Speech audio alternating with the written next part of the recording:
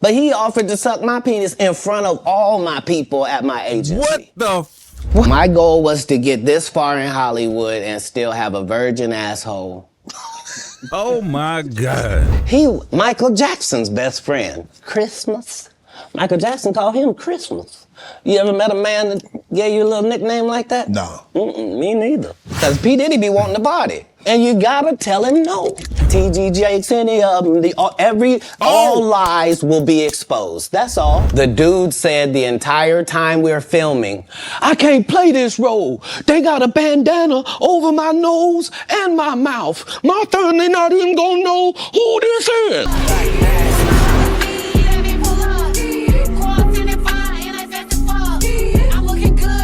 What's the word? Let me know what you heard. What up, gang? It's your boy, what's up, Matt? Look, come on, bro. If you new to the channel, bro, I need you to hit that follow button, bro. Come on, subscribe to the channel. You can't just be not knocking on my door and just walking in my house.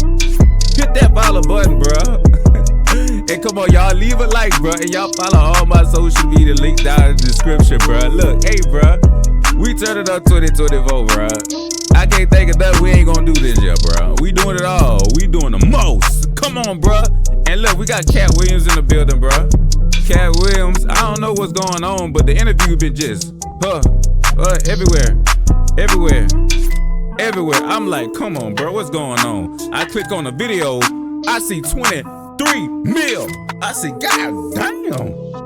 So I'm like, something gotta be going on good. But we gonna get into it, bro. We ain't gonna take too much time though. And I ain't gonna take too much time out y'all day. But even though I know y'all came to see me, y'all came to see the star. The other side of Kirk Franklin brain. This is the reckoning. 2024. Yes, sir. Grinding all my life. It's just, come on, bro.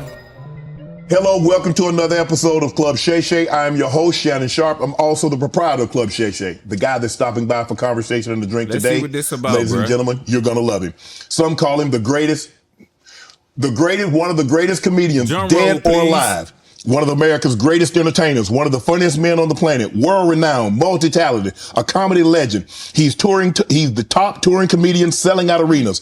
He's a hilarious storyteller, Emmy award-winning actor, voice actor, rapper, writer, producer, director, icon, genius, a national treasure, philanthropist, humanitarian, social activist, a father, one of the great funny men of our generation and any generation. I done ran out of toes.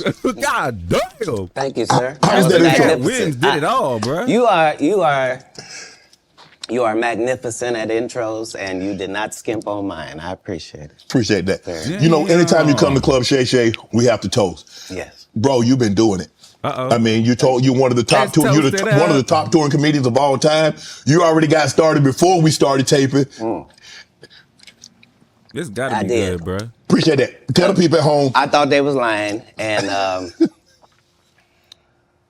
yeah, this particular alcohol. What's your thoughts on Katt Williams? Because I don't really like. I just know him for like comedy, but I don't really like. You think it? Never was in tune with him like that. Probably by about 2. And unbelievably, what's your thoughts on Katt Williams? Because I don't really know. Smoother and milder. He's funny to me though. By the same maybe 30% than you could possibly expect. And unlike cognacs the world over, this one doesn't taste like wood at the end, and it doesn't taste like it's got artificial colors, and it doesn't taste like it's got artificial flavors. And I shoot videos, so it's a fine product. People that come like He's a connoisseur, comedians you and can stuff, tell. so they get like He's a drinks and cognac connoisseur. He understands the method that goes into making cognac. Right. Well, as a comedian, you get free drinks at the club. See? They get like free drinks and shit. All comedians either turn out to be bullshitting. connoisseurs like myself, or straight up and down alcoholics like 60% of Hollywood. Well, thanks for stopping by the club. I understand that you're very, very busy, and for you to take time out of your busy schedule and stop in today, we really, really appreciate it here at Club Shay Shay. I'm trying to see what's going on. Like, why? And I needed you to know why I came by. Yeah, I need you to tell us why. People know I don't go everywhere. I'm not interested in talking to people unless it's like a Larry King or somebody of an amazing ilk that I would actually want to go talk to in real life. Okay. I don't do it so I can sell product. And I trying to got get some things off to his sell, chest. That so boy let me just come talk. did one of those. You I can't have even a make the great noise. product here, and as a fan base, we love about the to spill the attention that beans. you spend on the guest. We love how much work you've done, how well you know them, how prepared you are. The same things that we liked about you in football. You brought that on over to here, and that's why it resonates. And the reason I had to come is because you've made a safe place for the truth to be told. You know what I mean? Thank you. I appreciate and that. I have watched all of these lowbrow comedians come here and disrespect you in your face and tell Hey, that's you one thing straight about up Katt lies.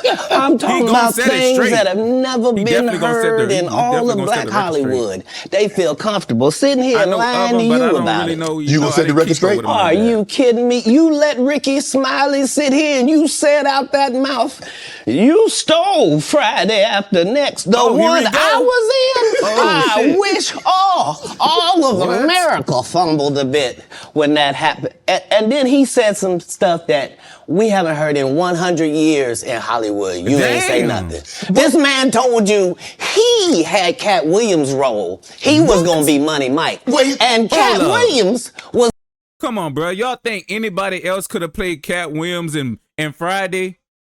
Come on, bro. I don't think anybody could have played his part better.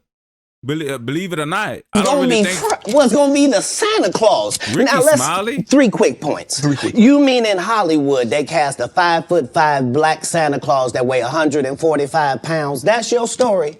Your story is the Ricky Smiley that couldn't even do curse words because When he did he had say a this? Christian fan base. Sounds He was stupid gonna play saying the that. pimp.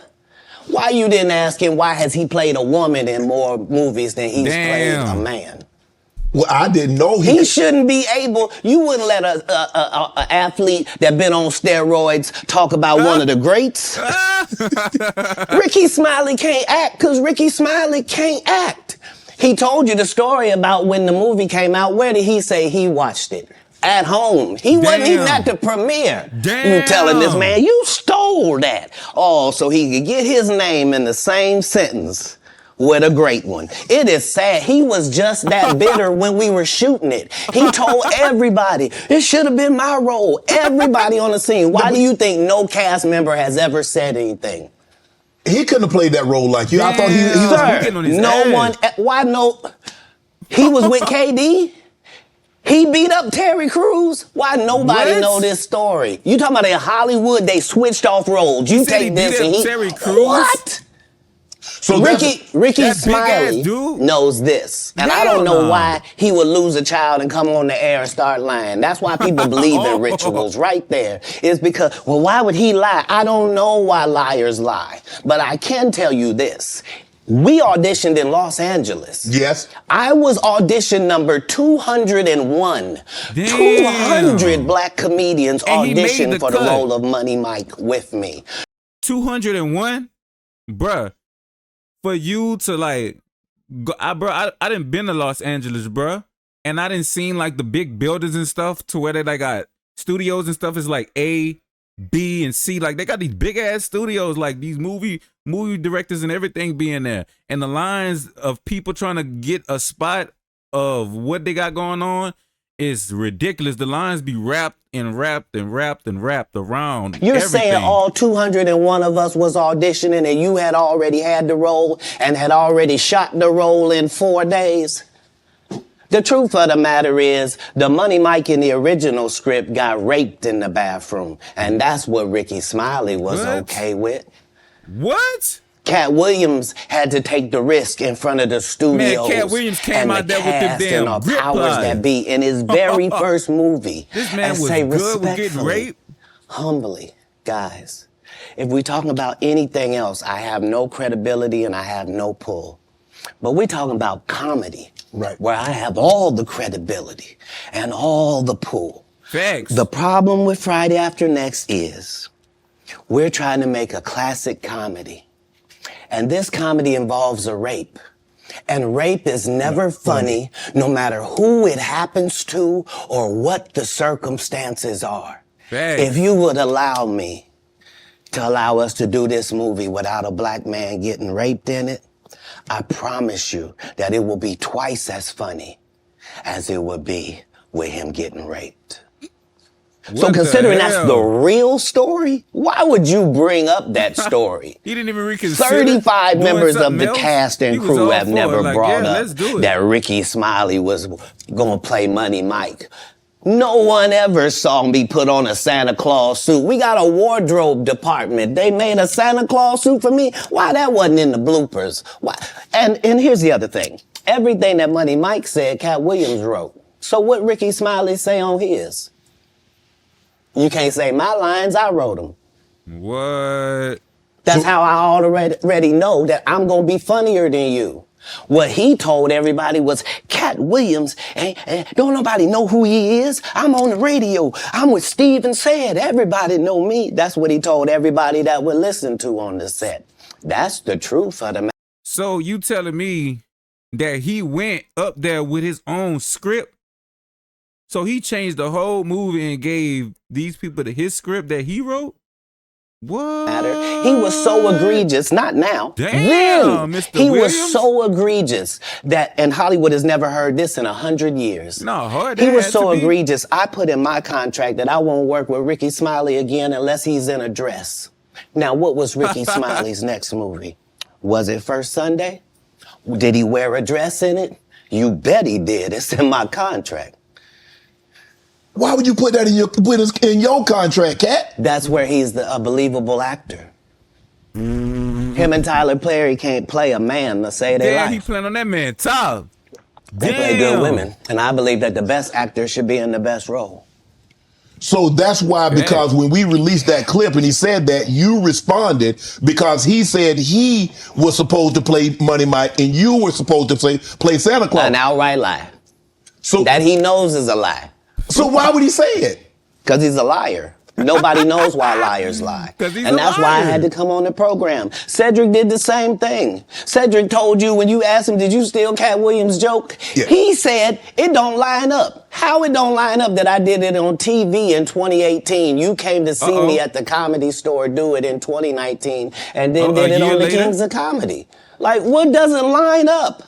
This is a televised joke that Mark Curry helped me punch up and get to the level that it was. The same Steve that went to go watch Mark Curry do his whole sitcom and then stole everything Mark Curry had. Damn. Now Steve got a sitcom where he the principal and he wear a suit and then he gets this high top fade, making all black men think he got the best lineup in the business. And it's a man unit. Then you ask him, why you not a movie star? I didn't want to be a movie. So this man had a wig on, try to flex on people, bruh. Why the hell you got a man and then you a dude? Come on, bro. We ain't known for wearing fucking. My bad, y'all. I'm trying to stop cursing. But look. We not trying to, bruh, let's just play it, bruh. Because why you trying to flex on people? You got a lace front, bruh. Where does that add up? Movie star. This the same Negro that hated on Bernie with this same thing. I didn't want to be a movie star. No, you couldn't be a movie star. There are 30,000 new scripts in Hollywood every year. Not one of them asks for a country bumpkin black dude that can't talk good over KB and look like Mr. Potato Head. There ain't none. You would have to have a range. He ain't got no I played a lot of characters, 60 movie roles. I'm not playing Katt Williams in there. I don't know, Katt. We might not let you drink anymore the way but you. I'm trying to stop I mean, we ain't even got. I'm not fueled by alcohol. I've had a sip, less than you. The truth don't need motivation. I'm just saying I can't let these dudes lie. Cedric's sitting here telling you why he ain't a movie star. He over here look like a walrus. You didn't say nothing. He can't even get his arms off his stomach sitting over here. Why I'm not a movie star. It's a situation. He never wrote anything. Remember, when Cedric the Entertainer starts, he's supposed to be singing, dancing, and telling jokes. That's why he's called the Entertainer. Right. We found out he can't sing, can't dance, and doesn't write jokes. He did 4 comedy specials. They're so bad, Shannon, they're not available on Netflix or Tubi. Can I say that again for the audience? They're so bad that they're not available on Netflix or Tubi. Tubi. You don't think Say's a good comedian? Tubi? The world doesn't think that, sir. I have 12 comedy specials. He has 4 specials that are not available on Netflix or Tubi. Damn. It seems to me, Katt, that you had a lot to get off your chest. No. You wanted to set the record straight. Winners are not allowed to allow losers to rewrite history. Damn. I don't say any of these things if my name is not breached by these people on your platform. If you give a liar a platform to lie, then I'm not being messy by saying, hold on, that never happened, it's untrue, and there are hundreds of witnesses for each thing I'm. Bruh, this man is spitting gems to y'all. Y'all need to listen to this man. If y'all not gonna watch the whole reaction video, y'all need to, I don't know, y'all need to watch the whole thing because he giving some good ass life advice. So let me ask you this. What is your relationship with Steve Harvey, Ricky Smiley, and Cedric the Entertainer as you sit here currently? It's real good. For 30 years, they're a group. These aren't 3 random guys. The way that Ricky Smiley kept appearing at all of my auditions is because of Steven said he would tell anybody that, listen, they got a gang on that side. They know what it is. They know who the gang is. Why Earthquake not in movies? Because he's illiterate. He can't read. And they found that out when they gave him a show and put the cards in front of him. Like, all of these dudes are co-entwined and they share secrets. And this is the age of truth. And the truth doesn't need to be scared of the fact that people tell lies. Katt's on drugs. Where are the stories? Why is there no story of anybody who ever sold a drug to me? Oh my God, I remember this video, bruh. Bruh, I don't know, bruh. He did look like did he was a drug on with me, was around me when I was inebriated. People I got 5 daughters. I got 5 do anything sons. to ruin your Why image, would we bruh? tell these ridiculous stories? Because it's competition. You feel like, well, why comedy guys can't just get along? Yes. Why didn't you get along with the other teams you were competing against? If you're a Denver Bronco, why you don't get along with the Cowboys? Something wrong with you? But I don't disagree. I don't dislike all the Cowboys. Katt, damn, you like this? No, that's not. Okay, what comedians do you like? Did you play against the team? Yes. I've taken 46 comedians with me on the road. 46. Okay. Damn. I'm not the comedian you can give that to. I only put on comedians that are funnier than me. Anybody that ever told you differently was a fat Faison liar. There's nobody like me in the business. Faison just caught a stray. Faison said that getting a Netflix special is easy. I have 12 specials. Guess how many Faison got? 0. So why is he allowed to have conversations about real stand-up people? We do not. He really trying to say, bro, you're not competing. Like, you're not even in his level of range to even be speaking on his name. Like, he really trying to tell you nice, like, hey, look, bro, stay in your place. That's it. That's all. Let people who are on the juice discuss real That's athletes. what he say. That's all. As a journalist. That's all. For that's all I'm saying. Like in life. I don't harbor any resentment to any of these entities because I can't be jealous. But I mean by anything, and by what I mean by that, like you don't gotta, like if you see somebody copying your hair, your wave, your drip, like the car you rocking, like that's some loser ass shit. Like they don't drive that bitch like you drive it. They don't wear that bitch like you wear it. Like that's what he's saying. I've never seen them have anything that I ever wanted. If you sign up for their program, you get a light-skinned, weird-faced wife that never do an interview. Listen, in 20 years, won't do an interview. Nobody's ever talked to her, and she's never been interviewed anywhere. And now, understand, I'm not talking about one person. What I just told you applies to 7 people. Damn. How they all end up with that. That's part of what you get. I came in this business saying I was going to expose. When I talked about Michael Jackson, when I talked about R. Kelly, they canceled me for these things because why would you talk about another black dude? Race is not where the line is drawn. It's God's side and the other side. And we don't care nothing about the other side. Period. Period. All of these big dick deviants is all catching hell in 2024. It's up for all of them. It don't matter if you Diddy or whoever you is. TG Jakes, any of them. All lies will be exposed. That's all. And so the TD Jakes shit was real. You know what that showed to me? Like. Come on, don't shoot the messenger. And anyone who takes that the wrong way, know why they take it the wrong way. No. The truth is the light. He just sitting right there like, no one of these. He took a drink. Boy, he exposing shit. It is good. That's why this bitch got. My bad. After that, I don't That's why really this thing got 23 know where to go. Let me one more time. mil. 23 mil. We good now? Because the people want to know, well, why would he get blackballed? Yeah, oh, because because in 30 years I've done nothing but collect information, knowledge, and your secrets. So if you and a man was in a corner doing something you wasn't supposed to be doing, you will tell it. No, somebody come to tell me. Okay. I gather that. I value that. I'll pay for that. Come, tell me. I know so many things I shouldn't know, and they all know it. They all know it. Hey, I ain't gonna lie. He know what type of game he playing, bruh. And I know what type of industry games these people play, bruh. I ain't gonna say it, bruh, but that's a dangerous game if you gonna do stuff like that. Especially allegations. People don't like the allegations that they've been saying that's never been real. And for somebody to come forward and say that it was real, like TD Jakes, like what the hell? Why? Because you don't make me the villain. Not the guy that raises black children and ain't never done a hard drug in his life and don't have no stories of doing nobody dirty. And they'll just go out and they'll lie. The industry doesn't mess with Katt because he didn't show up for the studio. No studios have ever said that. Look at my IMDb. It will show you that no studio has ever lost money with me on the script. How?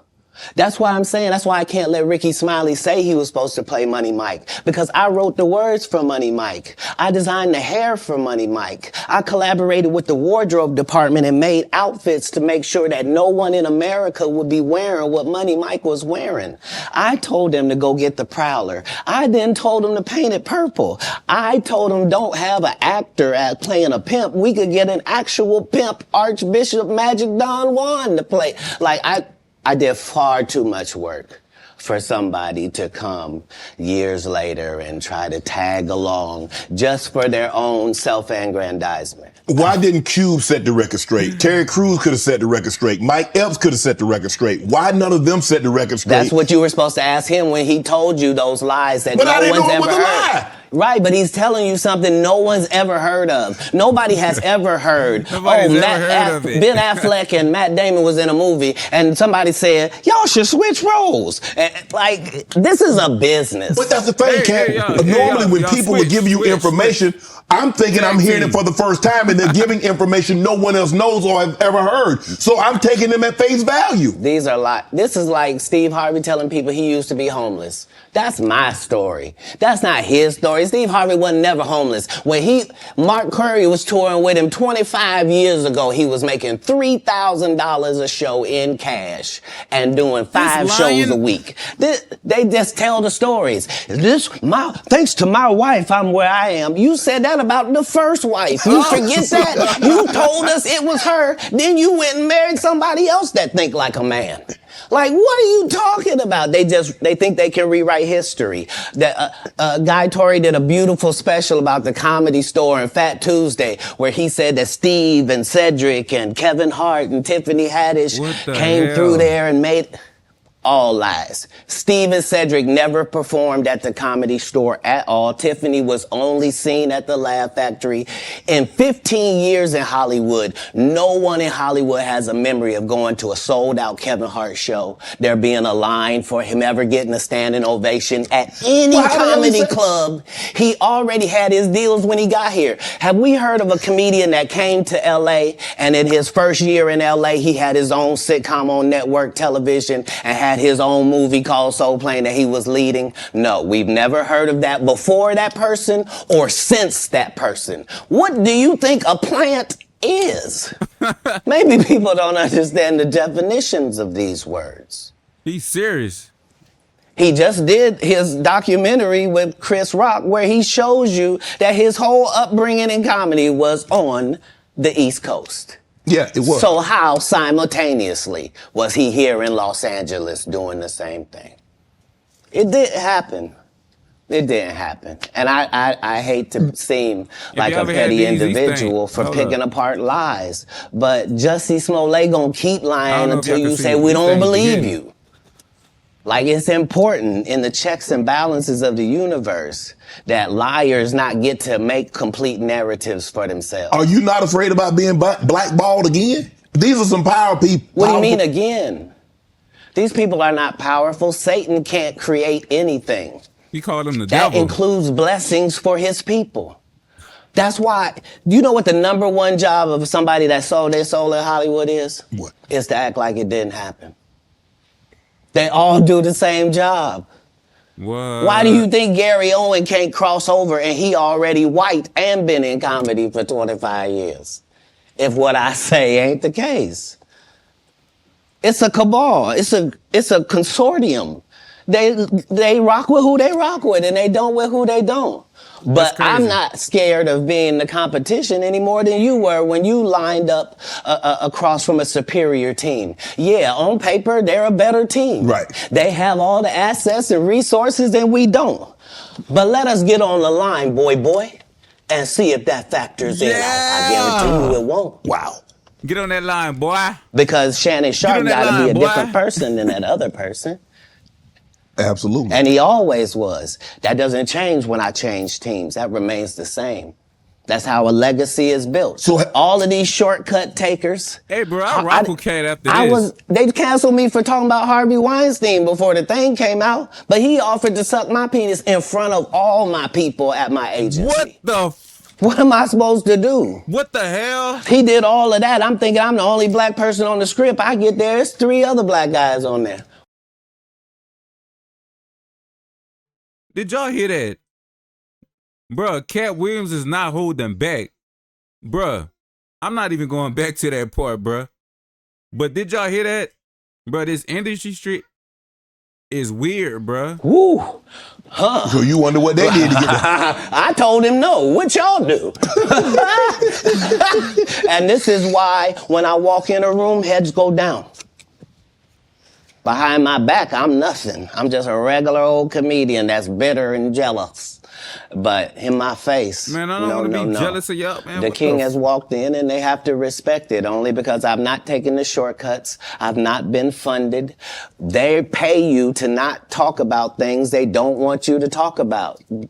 They tell you that themselves. I can't do that because Steve told you that he stopped doing stand-up because he has 7 TV shows. The only problem is when he stopped stand-up, he didn't have those 7 TV shows. He stopped stand-up because he got in a comedy battle called the Championship of Stand-Up Comedy with one Katt Williams in Detroit in front of 10,000 people. What happened? Lost because Katt Williams said he was actually bald and that was a wig. And I went in and that's why he couldn't do stand-up anymore. Imagine him coming to tell you another story where he got so big and it was Bernie and them's fault because they wanted to be movie stars. Damn. What? That's why this thing got 23 mil. You called Ocean 11 to get that nigga's part. Bro, imagine who watching this right now. What do you mean you didn't want to be a movie star? So on the behalf of Bernie.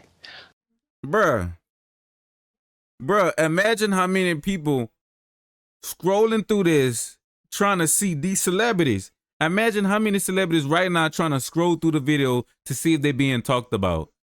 Bro, Katt Williams not holding back. I would have to say what I have to say. Have you ever been on tour with any of these guys? Every guy I mentioned to you is not funny out there in real life. He trying to get all the information, but he trying to stay out of it. So no. He like numb to it. Faison's never done his own tour in 30 years. Steve Harvey don't do stand-up no more. Cedric doesn't write. I'm sorry, he doesn't write. Ricky Smiley has been playing the same old black woman forever. Like, you can't get a young fan base with that. Like, you gotta be doing karaoke around the country to make that work. Right. And he is. What? But I'm a stand-up comedian. This is my 19th 100 city tour. I'm not gonna have a conversation with these lazy bums that'll take a shortcut at any point. Yes, it's easier for you to juice than to get in the gym. But you don't get to bring that body in here talking crazy. Talk about how good you look. What?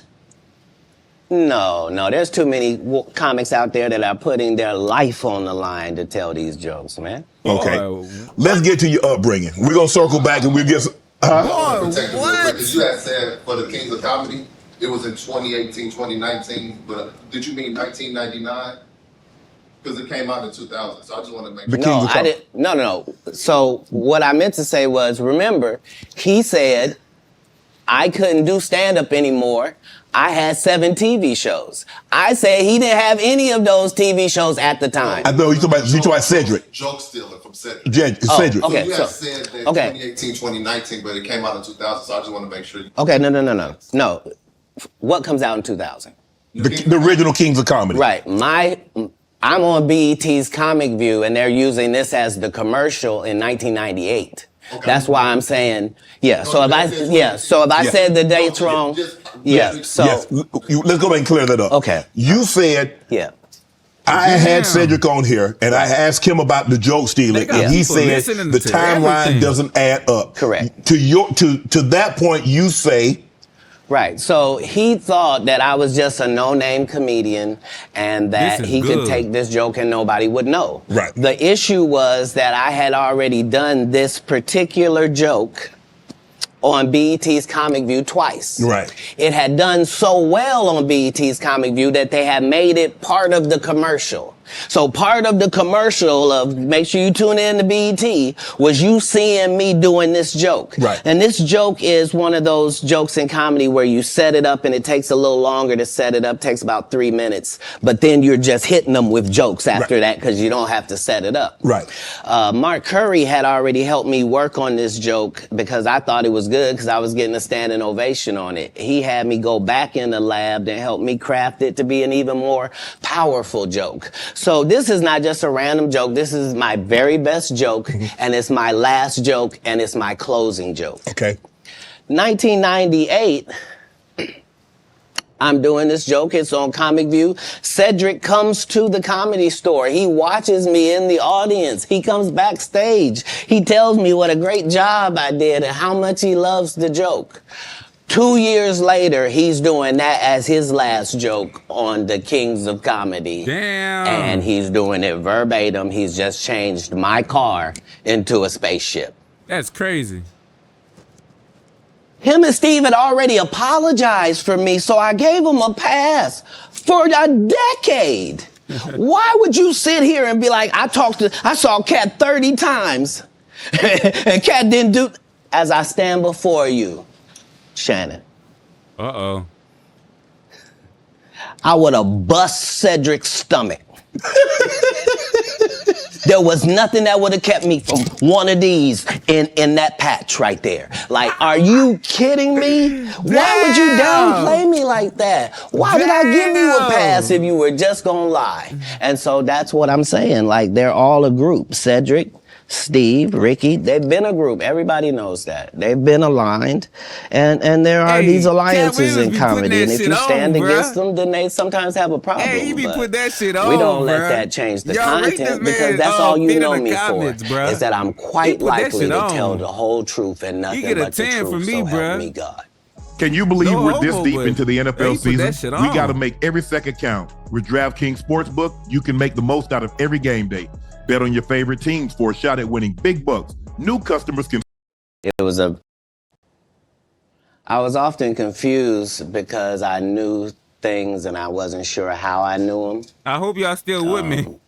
I knew things Bro, that this I good though, bro. felt like I don't have a No reason cap, that good. I know this, but I love to read. And if y'all I don't was watch the full voracious video, because they told me just when I come was back to the young that video and knowledge was listen to this powerful. man. That knowledge was power, and I had studied powerful people, and I really believe that. I immediately, my next project was to read the whole encyclopedia set. So when you're like 6, 7 years old, you read the whole encyclopedia set. You think you're one of the smartest people in the world, Right. only to get out in the world and find out you don't know anything. You know, so it was a confusing time. But yeah, I had a childhood. I was grown, but I at 5 years old, I was in front of 10,000 people giving a performance with a full suit and tie on. You know what I mean? So it came full circle for my life. It was already written. That the applause and the giving of information and laughs and truth to people somehow benefited them and also benefited you. And yeah, so when they would ask me what I wanted to be, everything that I would say that I wanted to be was something that didn't exist. And they would never give me credit for it because I needed to say a doctor or a lawyer, but that's not what I wanted to be. So your parents weren't as supportive as you would have hoped because you were wanting to be things when you got older that they had no knowledge of or it didn't exist at the time? No, it wasn't that. It was, I'm saying I'm almost 100 years old right now, but if we go outside right now, I can run a 4.340 or sub. I can do a 4.16 if I'm Oh, there's short. Jimmy John's across the street. We can order a sub. But oh, you've been on the submarine. That what you sub? So back then it was even greater. Can't ignore the you shit got out of this guy that all the coaches Y'all want can learn a to lot from this play man. Man, Katt, don't do that. Hold on, because You're not I'm about to answer no ignorant 5'5" in the 5th grade. I've been this size my whole life. Like there was a portion of school where I was one of the big dudes. Like as soon as everybody caught their growth spurt, I was out of there. But I'm saying I was a competitive individual. My father was an athlete. I can see that. Like no, I've been 145 pounds my whole career. That's why I never bothered when they said, your Katt's on drugs. I knew, how you gonna prove that? My body is a temple. I've been the same size since I was 10. Like, what do you? Yeah, like I haven't changed off this pivot foot. This has always been who I was before stand up or anything. But it was an interesting childhood. I appreciate my parents, even though I couldn't live within the religious frameworks of what they had set up. But that was more not wanting to live a double life and not want to embarrass my family. You know what I mean? Because I read where a form of punishment for you is that they would take books because you mentioned you were such a voracious reader. And a form of punishment was when they would take the books for them because you could read fluently. You told me how at like 3 or 4 years old, you could read, not just a little child's book, but you could read.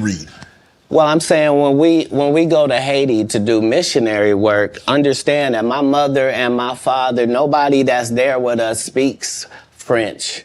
And it speaks Creole and reads French.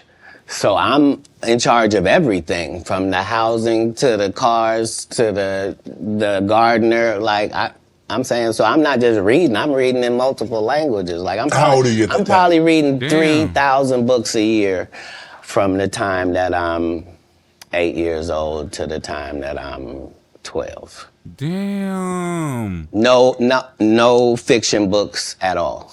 I'm only reading nonfiction. You could drive. At 12, you received a full scholarship to the National Science Academy in Dayton, Ohio. But you failed, so you would become ineligible. Why didn't you want to take that He opportunity? said non-fiction books, y'all, so that's I real didn't books. see it as an opportunity. When I got in there, all the students were wearing Fiction is lab fake, coats, if y'all and didn't it know. seemed very confined and restricted, and nobody seemed like they were having fun. It just seemed like everybody was smart. I didn't want that. That wasn't what I was signing up for at all. And plus, I thought that Jesus was my big homie. So you know how you get a story about a dude joined the gang and you get a big homie, right? Like at this particular point in my life, my thought is that the Bible is the greatest book that's ever been written. Okay. That it houses the truth, and that it gives you this story of Jesus, and that I'm supposed to be like him. Okay. So it's already in my head that as soon as I get 13, I'm leaving. You at 13, you don't only like, okay, Mom, I'm moving out. You moved from Ohio to Florida on your own. You weren't afraid. I mean, you like, did you? 13. Hold on. Did you not have? So what were you going to do when you got to Florida? Don't say I wasn't afraid. There's no such thing as a human being of not being afraid. Okay. There are certain human beings that understand that being afraid in no way stops you from doing what you got to do. Okay. So I was afraid, but I couldn't be that afraid because I knew what had happened with Jesus. I knew how it worked out. I knew that I wasn't in the wrong with how I was feeling, and I knew that I didn't have any bad intentions in it. Right. So I trusted God that it would work out. Why Florida? Because if you're raised in Ohio, the one thing on your list is, I'm gonna get away from snow, and I'm gonna get as far. I want to tell me the place. I literally went to a truck stop and I asked all the truck drivers where they was going. And there was one guy going to California and there was one guy going to Florida. And they told me how long it was going to take. And so that's why I ended up in Miami. Because... How'd you get there? You caught a bus? Or... No, I just told you. I was at the truck stop. I didn't hitchhike. I didn't hitchhike. I got in the back of the dude's 18-wheeler, me and my Rottweiler puppy and my suitcase. Yeah, because I probably had $2,500 on me, like I was shoveling snow and cutting grass. Like I always had pockets full of money. Old, when did you make the decision that you were going to leave Ohio and go somewhere? And it ended up being Florida. So, but when did you know that you were leaving Dayton, Ohio, going to Florida? In my father and I's last interaction, somebody could have not made it. And we both understood that was all bad. What was the disagreement about? If you say that my family is very religious, just say I'm not. So anything that I'm going to do is going to fall out of the guidelines. Right. But I'm not going to let you tell me what I'm going to be, especially if what you're saying is wrong. I can't condone wrong. And if I find out that something is wrong and I tell you it's wrong and you don't back me, that's what it is. Even as a young child, you were willing to tell your parents that some of the things that you're saying doesn't coincide with what I've been reading in the Bible. No, very simply. Don't try to disfellowship me for sexual acts and I'm a virgin. Sorry, God don't make mistakes. You don't get 2 times to fuck me over. What do you mean you went to God and he told you I was guilty? You just lied on God. So long. That's it. There's no conversation. Deuces. Damn. That's what it was. That's when you made the decision. After that conversation right there, you say, "Nah, I can't live under this roof." It wasn't a conversation. It was an altercation. In the altercation, I love my father. My father loved me. But we are 2 men at it. It'll never be the same again. You can't sleep comfortably around me. Because he knows too much. And I can't sleep comfortably around you. How similar are you to your father? He surpassed him. He trying to say. I don't know. He's a great man. I'm saying. Because it seems like y'all butted heads. Right, but I'm saying that generally happens with a father-son dynamic. It was just that religious relationships are always difficult in families. They always are. Before it got to the point, because the dynamic, he's father, you're son. Before that dynamic and you step up on his level and you challenge him, you felt it was best for you to leave. No. I'm not being challenged. I'm being beat to death. Oh, he was abusive. I didn't say that. I said we were in an altercation. I see what you did there. I saw what you did there, Katt. Yeah. I saw what you did. You was in an altercation. You didn't say you lost. You said you was in an altercation. I in no way gave you the impression that I won anything. I'm the one leaving. I'm out of bounds. This is his house. Right. Yeah.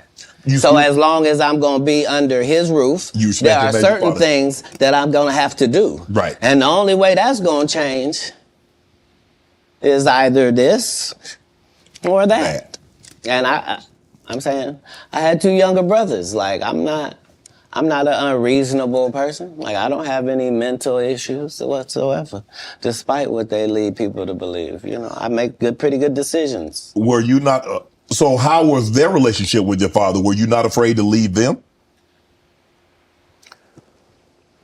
Well, I asked because it went all the way to the actual department, so it was actually going to be something.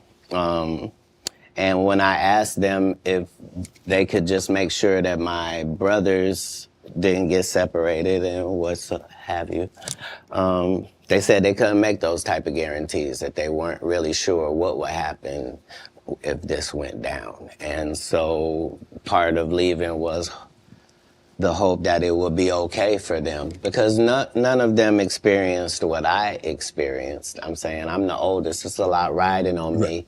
I'm supposed to at least religiously hold down the family's name at this household. Right. You know what I mean? How much older are you than the baby and the knee baby?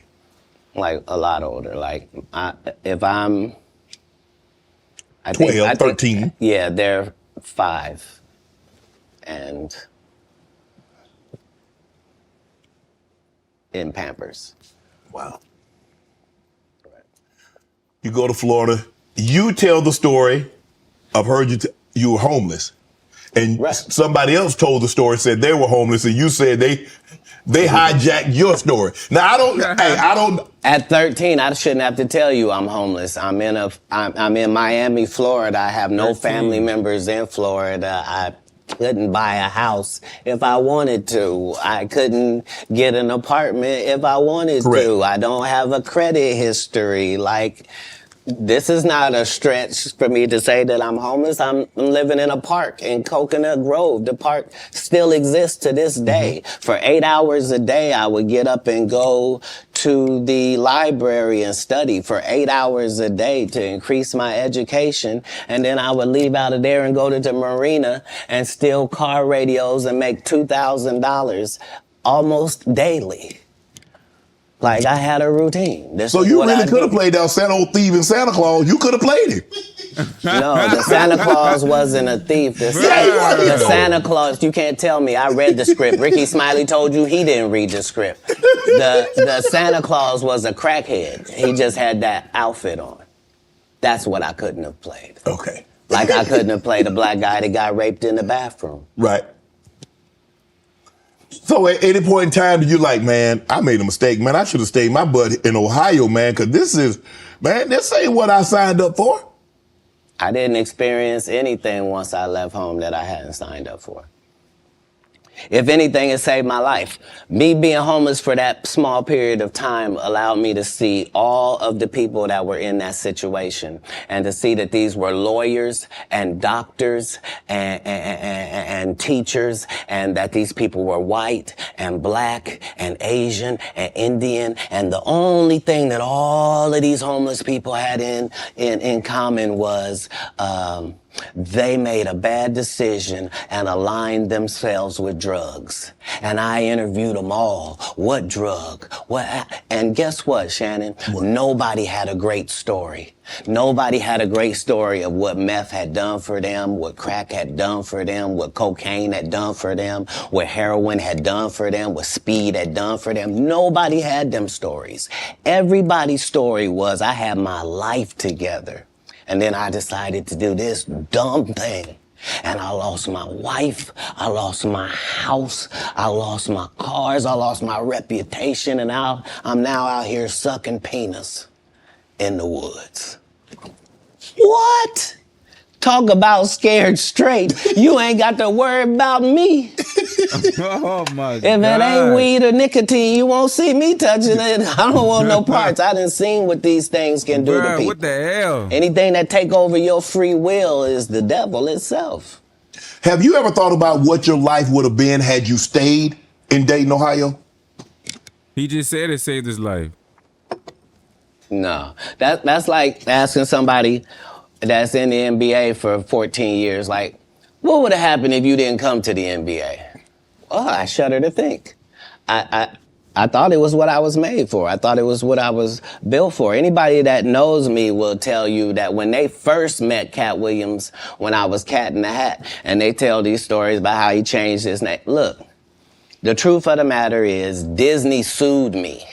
Yeah, I was Cat in the Hat. They sent me a cease and desist letter, and I'm not even making $25,000 a year. And the mega company Disney has sent me a cease and desist telling me I can't use any variations of that name. Fine, I'm Katt Williams. That's all that happened. I have been this same product the entire time. They will tell you when they first saw me doing stand-up, I was just like this. This is what I bring. This is my style. When did you know were you always funny? Did you always want to be a comedian? Did you stumble on a comedianship?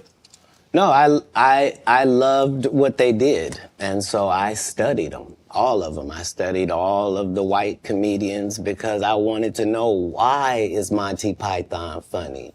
Why is Don not so talented? I wanted to know, what is George Carlin's thing? Like, so I studied all of the comedy masters regardless of the field because I loved to laugh. Mm-hmm. I didn't know that these people were making a great living at doing this. I thought this is just what they did.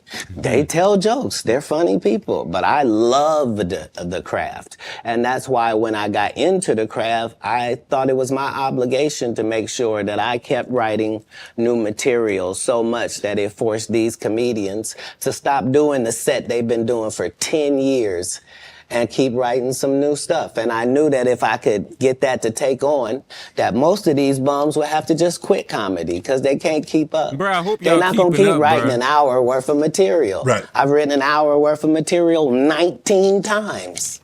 They're not going to do it. Why? Because they're not creative writers. They want to get somebody else and have them write it and put it together. So if I'm listening to you correct me if I'm wrong. I think the best thing that ever happened was the internet, because now they have to. Because normally, like you said, you could do a set and you do that set in Kansas City. People ain't heard it in San Francisco. People ain't heard it in Miami. They ain't heard it in Detroit, Chicago, Atlanta, so forth and so on. Now you do a set, it's on the internet. Somebody heard it. So you can't do a set and make it last 3 months, 4 months. Well, it doesn't allow the regular comic the ability to grow is the real problem. Like, the part of comedy is me taking these jokes in January, and by March, I've begun to craft this joke. Okay. It's not as simple as it was. When I wrote it, it was just da-da-da-da-da.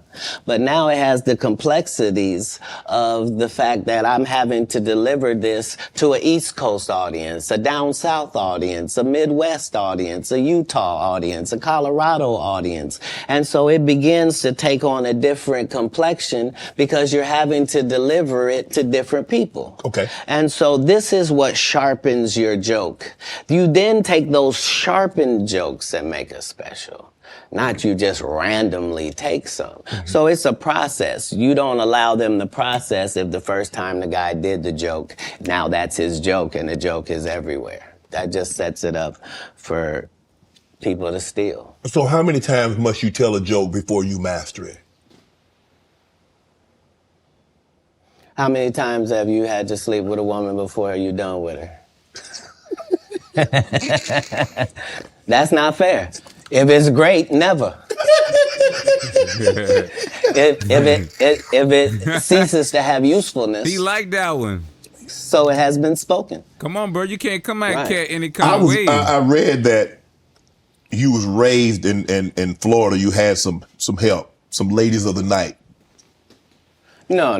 That's not true. No, that whole story doesn't take place in Florida. That story takes place in Oklahoma City. Okay. So after I'm in Florida, I then join, I try to join the Marine Corps and they won't accept me because I'm too young and I've lied and told them I'm 16 and my family's moving down and I don't have my ID, but it's coming.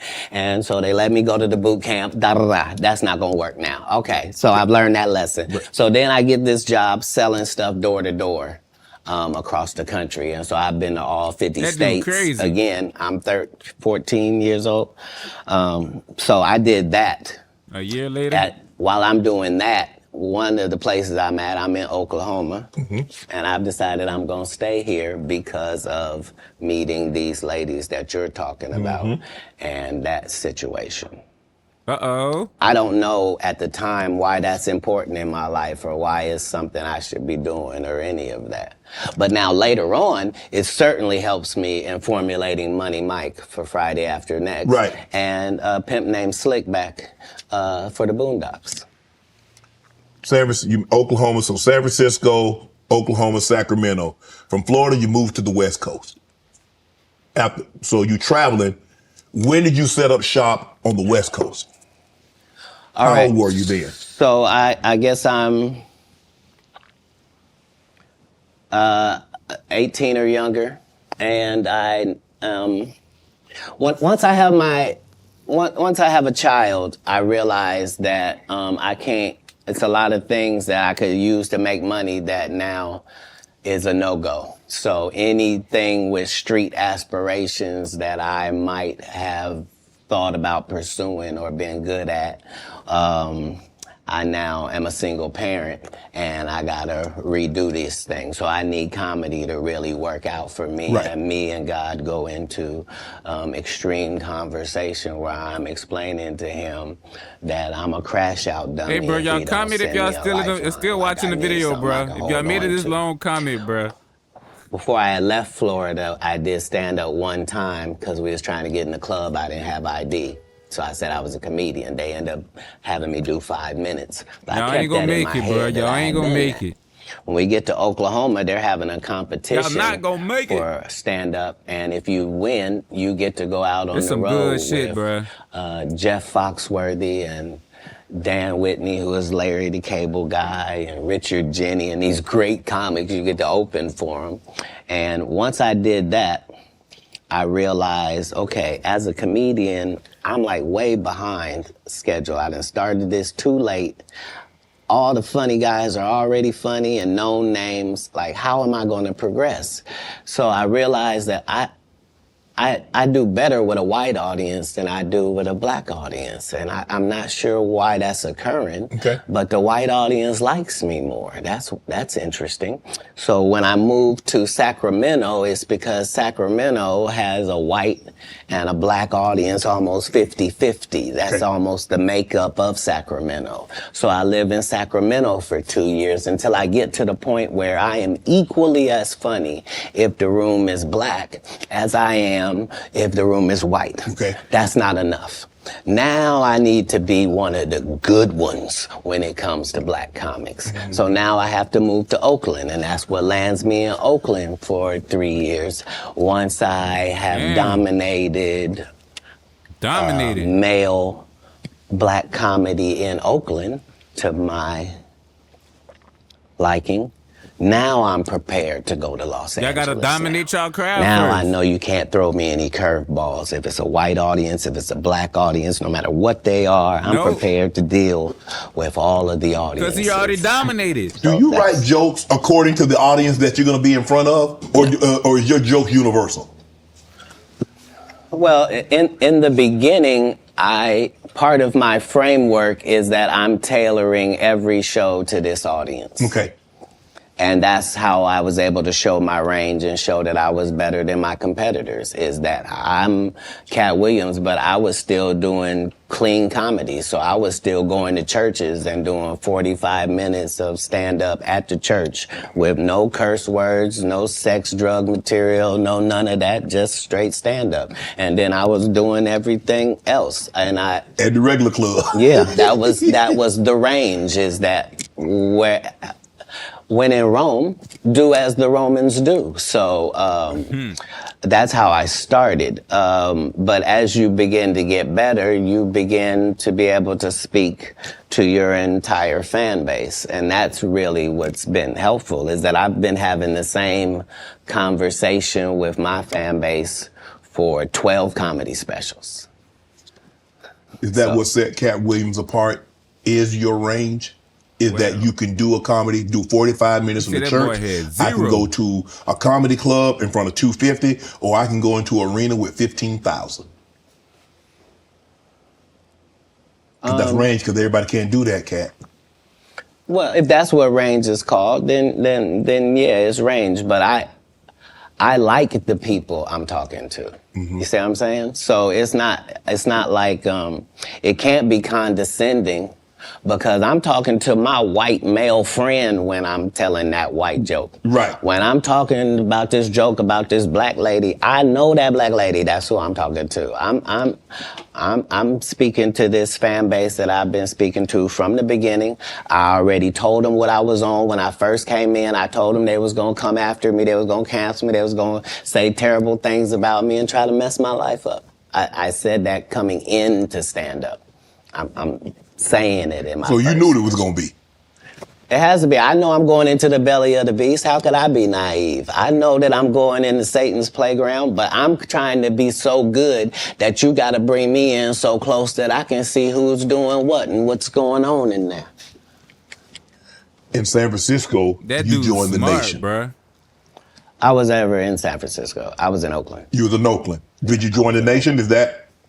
Yeah, Honorable Minister Farrakhan and I have an extremely close relationship. He refers to me as one of his sons. So, yeah, I spent a particular period of time. Let me explain. Yes. Because my particular background was already religious and super strict, right? I didn't find out about other religions by reading about them. I went to their religion.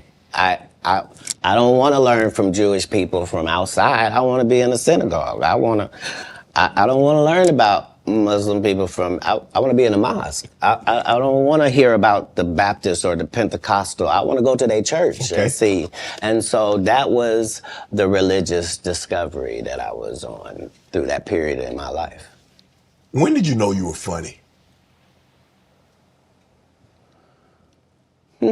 Probably about 10 years ago. 10 years ago? Yeah, about 10 years ago. So you didn't think as a child, because obviously you said the very structured background, your family was very religious. So obviously you didn't get an opportunity. I never did a talent show. I was never in any extracurricular activities. I was never in drama. I was never in band camp. I was never a Boy Scout. And you didn't stay in school long enough to get funny because you dropped. You understand. You understand. So there was no, I don't tolerate high school games. I didn't go to high school. I don't know how most of the games they think I play, I'm not even aware of them. But Katt, for you to get on stage, and like I said, a lot of people, like a lot of comedians, I had a few here, they're like, okay, I told jokes to get girls, I told jokes to, get people to laugh at someone else. Yeah. But you is like, you say you did comedy one time in Florida. Yeah. And you had this other opportunity, like in Oklahoma, that they were going to take you out if you won the talent show. You was going to go on the road with these well-known comedians. And I did. But I'm just saying, how in Florida at 13, 14 years of age, you like 16, I can do that. Well, because I knew that there were a lot of other things I could do. Like when I looked at drug dealers, I thought I could do that. Yeah. You but see that's what I'm saying? easy. So right. And who doesn't like that? Right. I'm trying to figure out how I'm gonna make it. But now that I gotta do it on this side, but no, your question was, when did I think I was funny? I never was my biggest fan. To this day, I'm not the biggest fan. I'm a fan of comedy. I like great comedians. Like, I like Chappelle. I like Patrice O'Neal. Like, I like the greats of comedy because I do. Like, I like Ron White. I like Bill Engvall. Like, I know comics. Like, people that did the craft, they raised me. I was touring with Steve Marmel and Richard Jenny and real journeymen. Mm-hmm. So my comedy upbringing was standard. I thought you had to work all night, every night, all around the country, and you had to write jokes, and that you were trying to write jokes that other people weren't writing, and that your job was to be funnier. Oh my God. People that know me will tell you I've been on this. Like, I had a list of all the black comedians that were more famous than me. There was 300 of them on the list, and I had to be able to cross them all out before I could make it to the next level, before I felt like I was funny enough to do that. And so I appreciate what competition does for sports and for my particular sport. And comedy is a sport. What gave you the confidence that you could get on stage? You remember I was 5 years old on stage. For real, and so but I was reiterating God's word at that point. Oh. Now, I just have to make sure that the content is good. If the content is good, what part can I not do? I'm a vessel. He's given me these gifts to be able to do certain things, so I just want to utilize them in my craft. Right. That's all. Do you remember your first set? Mm-hmm. How long? 5-10 minutes? No. I think 3 minutes. 3 minutes? Yeah. Standing ovation, boos, some applause, some jeers? No, none of that. They applauded like I was a professional at it. But now looking back, I understand. Because you gotta understand, they were all thinking, he don't even look old enough to be in here. And we don't have any black guys that live in this town. Right. Where did he come from? And then he gets up there, and for 3 minutes, he's talking about the fact that he is the entire black community. Right. And he is as disappointed in them. It looked like they looking for where the rest of them is. And so is he. And that was his set. But I understood from that point that the truth is really the commodity, and the fact that we are all individuals and all separate and all our own islands, but not in real life. In real life, it's only 5 or 6 different types of people, and you're gonna see them everywhere that you go. And all my enemies all look the same in the eyes, whether it's Faison, Wanda, Aries Spears, they all look like... Man, what you got against Wanda Sykes? You think I don't remember that? Sir, I remember Wanda Sykes and Wanda Smith are 2 separate people. I mean, Wanda Smith. And I had only said one name, sir. Wanda Sykes is amazing. I love Wanda. And I agree. I love Wanda. That's my girl. But I remember on the radio, you went on the radio interview. If I'm not mistaken, that's in Atlanta. Right. And you came on there with seemingly good intention. He got on her And ass. she attacked you.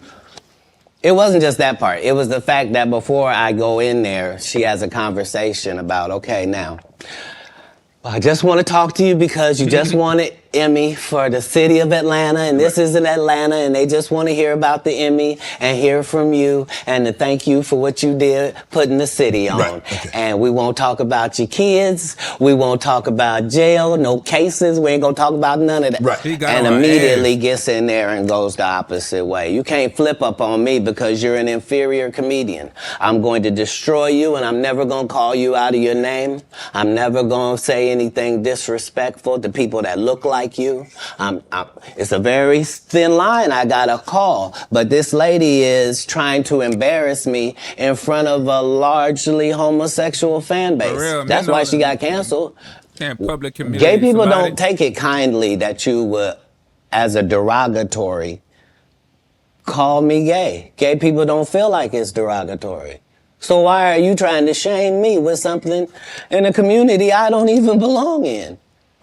There's no gay people saying I belong over there or been over there. You did, but I have no hatred of over there, and how dare you? You did a number on it, though. Hey, You did a number on him. That's legendary. No, you either believe in karma or you don't. Man, he went on a Because 1,000 I didn't on it. even know any of the stuff that she had done to my fellow comedians until 1,000 on her, afterwards. bruh. I just know that it was a setup. Right. And remember, they tried to kill me this same weekend. Not in jokes.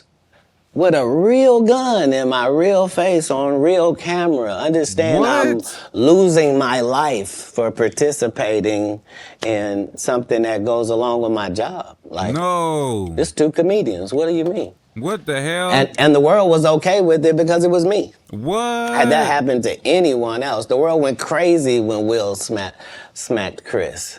This is a person pulling a whole gun on a comedian in the confines of their job. It's really a weird situation when they hate you that bad. Yeah. Yeah. You felt she hated you at that moment because you mentioned that she said it was going to be very professional. Oh, you won an Emmy. Congratulations. You put the city on. You own for the city. Yada, yada, yada. And now, did she mention anything about the Emmy on camera? I believe you saw the video and you know that none of that took place. See, the issue is that all the comedians have to come do these radio stations because you have to sell your tickets. And so that means you have to go to the radio station. Yes. I don't go to the radio station and I don't make posts to sell tickets. I just don't. So you've not seen me. I'm not here in some subservient position where somebody sent me over. You here out of the kindness of your heart. You are. No, I'm saying in the interview yes. situation. Yes. Yeah, yes, right. for sure. Yeah, and this person knew I wasn't there for that But how hard, because you have to understand, she is a female.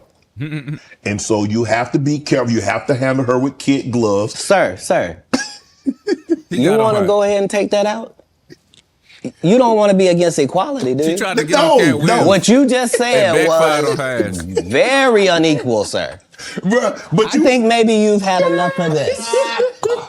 Because I think I just heard you say that women are not equal and should be treated unequally. They want to be treated. You mean equal. as a comedian? No. Listen, you understand and I understand. In certain situations, they want to be treated things equal. out quick. Not all situations. I was ready. It's a long ass video. And what part of what you saw her get? Oh, she deserved everything you gave her. What part would have been different if she was a man? It would have just been more vicious. Yeah, that's my point. I took all the vicious and venom away because I didn't have any. Plus, I understood. I'm not trying to offend black women with short hair. I'm not trying to offend heavyset women. I'm not trying to upset fellow comedians. I'm not trying to do any of that, and I am qualified to be able to do none of that and still eviscerate you because I'm smart enough to know that I need to say that you have gnarled fingers because I know your limited education means you don't know what the word means. God. So you can't possibly respond to it. You're not sure of the meaning. And I'm going to continue hitting you because this is what comedians do. Right. You've been masquerading that you're a comedian too. And that's the fallacy. So nobody in boxing fights out of their weight class. If you're a 130 pounder, you don't just show up with the 160 pounders. You stay in your weight class. Is that what you wanted to Wanda? do? No. That she was out of her league when it came to because I didn't want to do any of it. No, I know you didn't want to, but once she took it there, did you feel that you had to go there? She was doing too much. Oh, you go where? You could have said, Wanda, I didn't come here for that. I just want to do the interview. I just want to talk about what happened. Oh, you misunderstand my job. My job is to be funny. My job is to be funny first. My first job is to be funny. My second job is to be respectful. My third job is to be immaculate and Gaza strip it. That's non-political. I'm saying if you do it, you let a terrorist accidentally touch over here, and I won't stop burning you down until there ain't nothing left. It'll literally be rubble on top of rubble, and I'll still be bombing. Why? because that's why you should mind your business. This is what F around and find out is about. Right.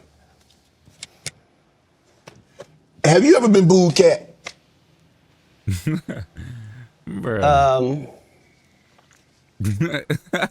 Yes. Bro, that gotta be the most embarrassing thing in the world, to get booed on stage. Yeah. Boo. What was that feeling like? Did it like want to give up? Because we don't, I mean, because when you have, I mean, I don't know how early it was in your career. Obviously, it hadn't been in the, I don't think it's in the last decade because you've been immaculate. He trying to use his words. Have you ever dropped a pass? I have. You got on his I've been ass. booed too. You know the little segment between Bruh, he everything always is fine and I snap got it. Bruh. And then you noticing where it is now. Mm-hmm. Yeah, it's that. The thing about as a comedian, the audience's opinion is the only opinion that matters, not you, the writer, not none of that. And so I don't think any comedian has ever been booed unnecessarily either. They deserve it. Oh yeah. I'm saying what do they say when a guy shoots the air ball in the NBA? They say air ball to make sure everybody knows. But again, he still got to get back on D. Right. Like the game didn't end. He don't get to throw his hands up and sulk. Right. That's supposed to be used as a learning experience. Most comedians don't get booed enough.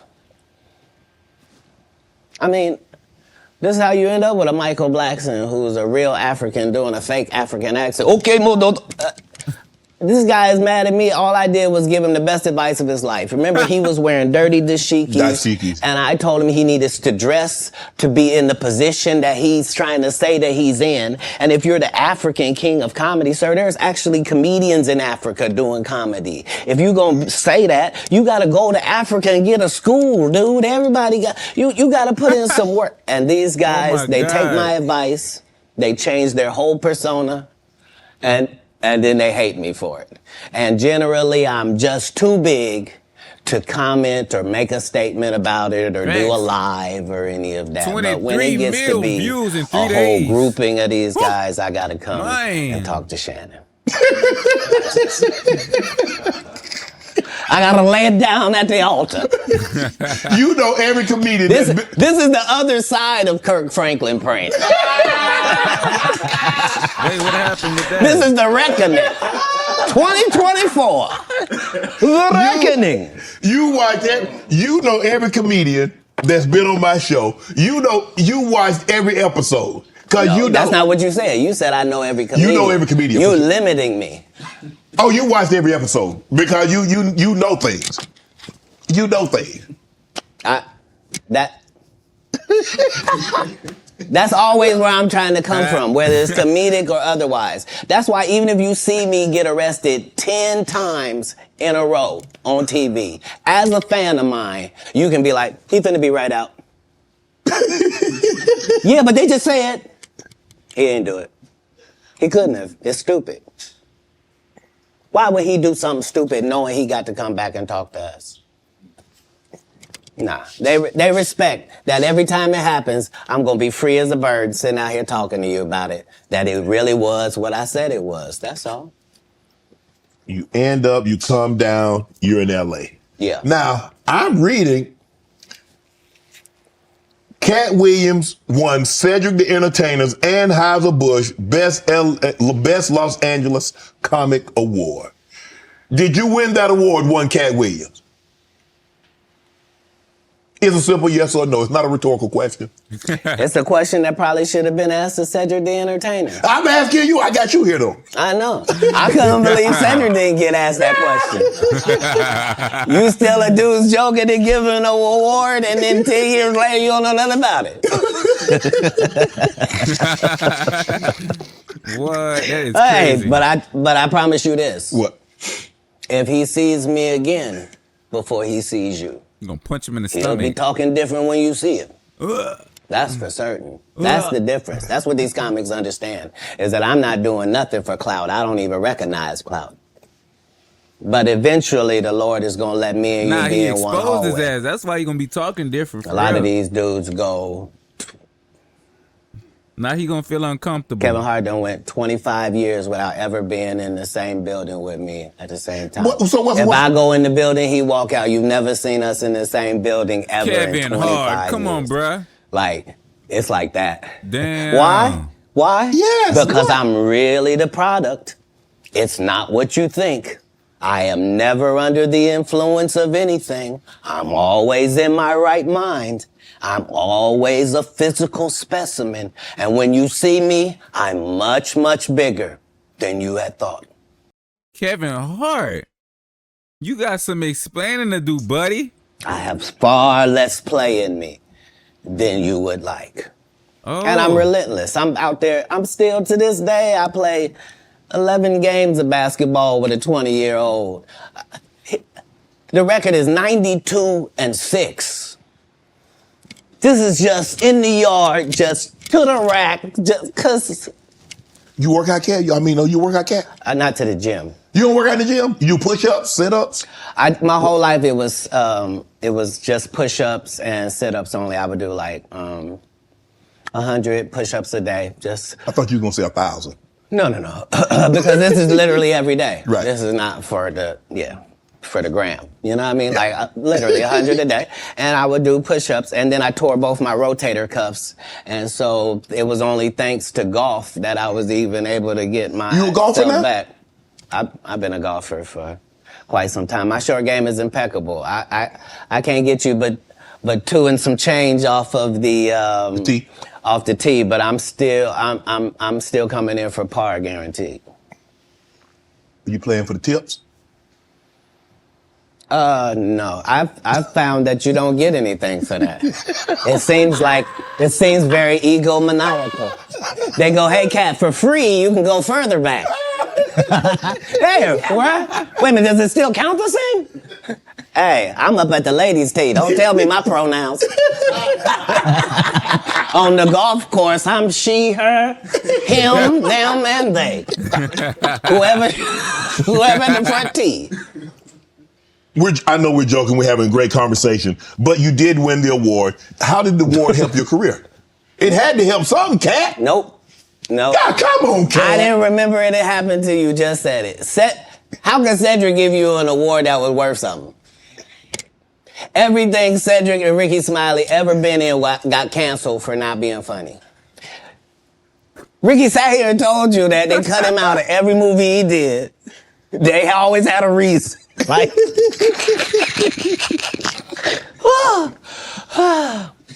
that's why I'm funny, because I'm a happy person. I laugh all day long. I can't even imagine the misery of these bums.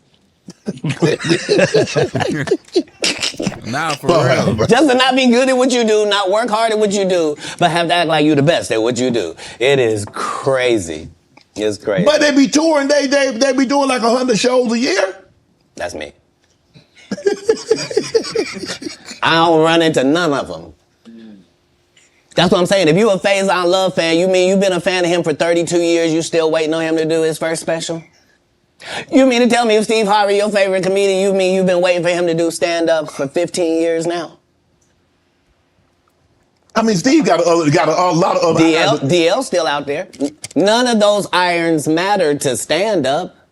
Who cares that they wrote a placard for you to do Family Feud on? Like, you're successful because we're surprised you can talk for a living and it's entertaining that you're gonna say some funny country things. Bro, this dude crazy. But not a writer. He ain't crazy, Right. but like... Not a writer. Bruh. How did you Saying some real develop shit. Money Mike and get it? Everybody talk Money Mike. How did you come up with that and said, you know what, this is how he should dress, this is how he should talk, this is how he should look, this is the kind of whip he should ride, this is how he should talk?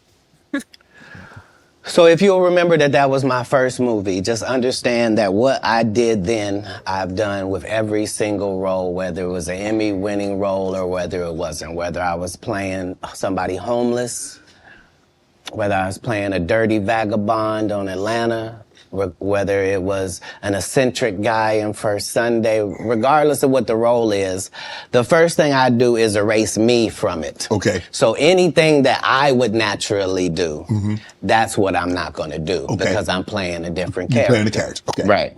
So If y'all want to be an actor, bro, he giving y'all some game, bro. I hope y'all listening. I hope y'all staying in tune, bro. He saying some real shit. I then create Y'all take this some advice person from him, based though. upon real life circumstances. So I don't have to wonder what a pimp thinks because I've been in that position for a little while. I also worked manual labor for some time in my life, so I don't have a problem paying somebody that works. And I don't have a problem being a go-getter because I'm a go-getter. So I bring whatever I can to these characters. I was able to... Man. The first week that I got the script, there was a pimp guy that used to be a pimp, but he wasn't anymore. And he he's was a still rapper going. now, and his name was Mac Minister. And he had been a pimp and was going to be a rapper. And I had never done a movie before. I was a stand-up, and I'm getting ready to do the movie. And so I was able to craft what a real pimp was like, what was too much. I didn't want to be stereotypical. Right. I did the research. I saw how many times people played pimps, and they were always, it was always something weird about them, I guess, because it's a weird job. You know what I mean? Right. And I wanted somebody that didn't seem like none of that. That he really thought it was a business and treated it like that. And so, you know, adding those levels to acting is what all actors do if they're not Steve or Cedric or Ricky. Like, you're trying to create a character. You can't just be Faison in every movie. Like, you just gonna take your shirt off on every movie? Like, why does it say that in your script? Man, let Big Worm live. Let him breathe, Katt. Let Big Worm breathe. Call him out now. Where does it say that in your script? Just You having an unnatural what the hell are allegiance you to doing? losers. Put your It's not shirt like back you. on. No, I ain't got no allegiance to the man. But you got to admit the role that he played, Big Perm in Friday now. You got to give him credit for the role now. Come on now. Let me ask you a question. Yes. If what you're saying is correct, why wasn't he in next Friday or Friday after next? I mean, his role, It wasn't good. Sorry. There was a lot of people that appeared in the first one that weren't in the second one, Katt. I'm just telling you why. I'm sorry. I'm sorry that there's a news flash that there are reasons for things in a business. Yes. Oh, okay. Well, why would you... What y'all Why opinion did you is? bench D-Lo? He had 2 points. What are you talking about? Shut up. But I like him. Nobody cares about that. That's not what we're talking about. These are business conversations that deal with businessmen. Right. Right. When you're good at something, you should progress. The guys that are not as good, they should fall down by the wayside. That's natural. So you believe if your talent doesn't support it, you should fall by the wayside, and the guys that have the talent and they get elevated, they should move. No, that's what water says. That's what the universe say. The universe say the levels. No, not I say. Who am I? I'm nobody. But I'm working every day as if I think that's what Should happen. is how it should be. And I'm choosing comedians that also write and work hard and don't steal other people's material. And I'm making sure that they all make $300,000 a season. And I'm making sure that they're not ever signed to me or my conglomerate. And that's why they're successful. No, you can work with me and still be an independent businessman, boss owner like you came in. Right. I don't need you to be subservient to me. That's those other guys that make you pay dues. Boy, that's some You said bullshit, earlier boy. that you rewrote a lot of what Money Mike was to say and how he behaved. So they allowed you the freedom, the Yeah, liberty that's what I was to saying ad lib. earlier.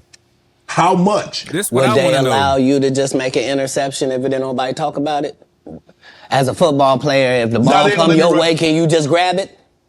Can you make an interception anytime? Are you allowed to pick up any fumble?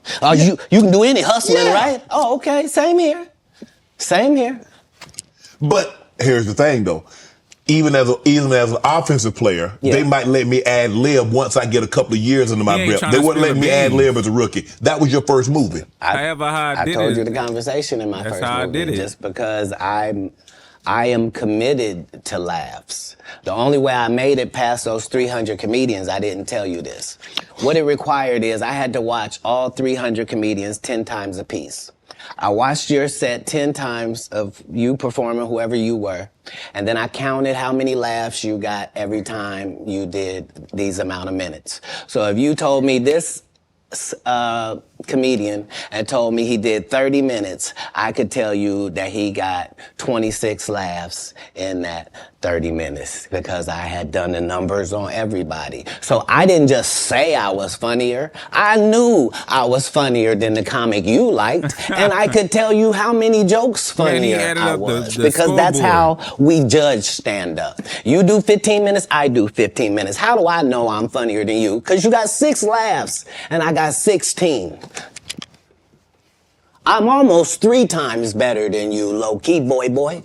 But I'm never gonna tell you the formula. So you gonna keep just going out there telling jokes. Now understand that psychologically, the audience by 10 years is convinced that I'm funnier than you. They just don't know why. Because I'm putting out more content, better. Hey, that dude, I Katt had Williams Terry Crews on smart here. He said at the time that you did the movie, you were homeless. Is that true? He moved on from that conversation, but that was some fire shit. This was my situation. Y'all get y'all some gems, bruh. 5 months prior to me getting this first audition for Friday After Next, I got this baby son. Okay. I'm holding him up above me. He grabs my little chain. He's playing with it, and he accidentally drops it. It breaks out my front 2 teeth. I'm in a situation now where when I go to the dentist, they telling me this gonna cost thousands and thousands of dollars to fix this right. No, they not telling me what it's gonna look like. What he did with the baby? I go get an estimate with no money involved, find out what I need to do. They find out you got a tumor in your upper jaw, so we're gonna have to do a whole surgery for you. It's gonna be 100 bands. I don't have it. And damn. I'm only gonna have this check from this movie. So while I'm doing this movie, we live in this trailer. This is where we live. So when they come to work at 5 in the morning, we already there. When they leave at night, we still there. We just double back because we understood that this is our one opportunity. And we have this opportunity to change our lives, just like a young man going for the draft. Right. We can actually get in the league with this. There are 30 comedians on this cast. They're all magnificent. This is the holy grail of the situation. So yeah, I was able to make sure that, because it wasn't just my first movie, it was K.D. Albert's first movie, it was Terry Crews' first movie. Absolutely. I was the leader of this group, which meant that we didn't do their rehearsals, they did rehearsal, we did our own rehearsals daily to make sure that we were at the level of professional actors, which is what made it so egregious, that guy. Saying, you were supposed to what? Katt, he did have a good part in the movie, man. The Santa Claus was funny, man. The dude said the entire time we were filming, I can't play this role. They got a bandana over my nose and my mouth. My family not even gonna know who this is. So yeah, tell your story.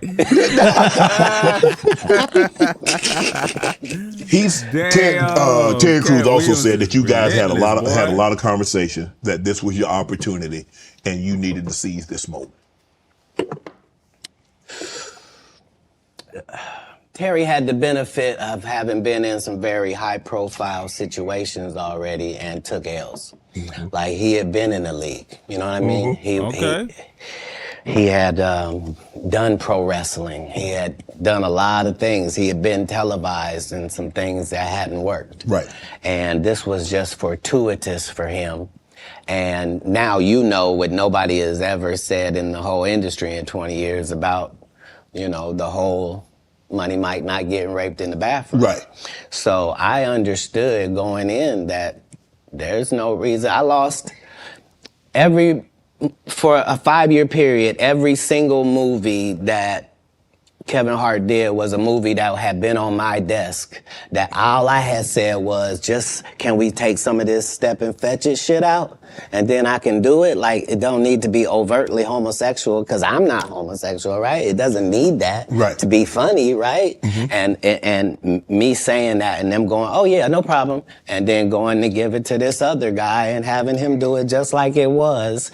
And acting like I'm a bad person because I keep standing on my standard. But, yeah, it's Katt Williams ain't going, it's interesting, bruh. but I wouldn't change it for the world. Like, again, I'm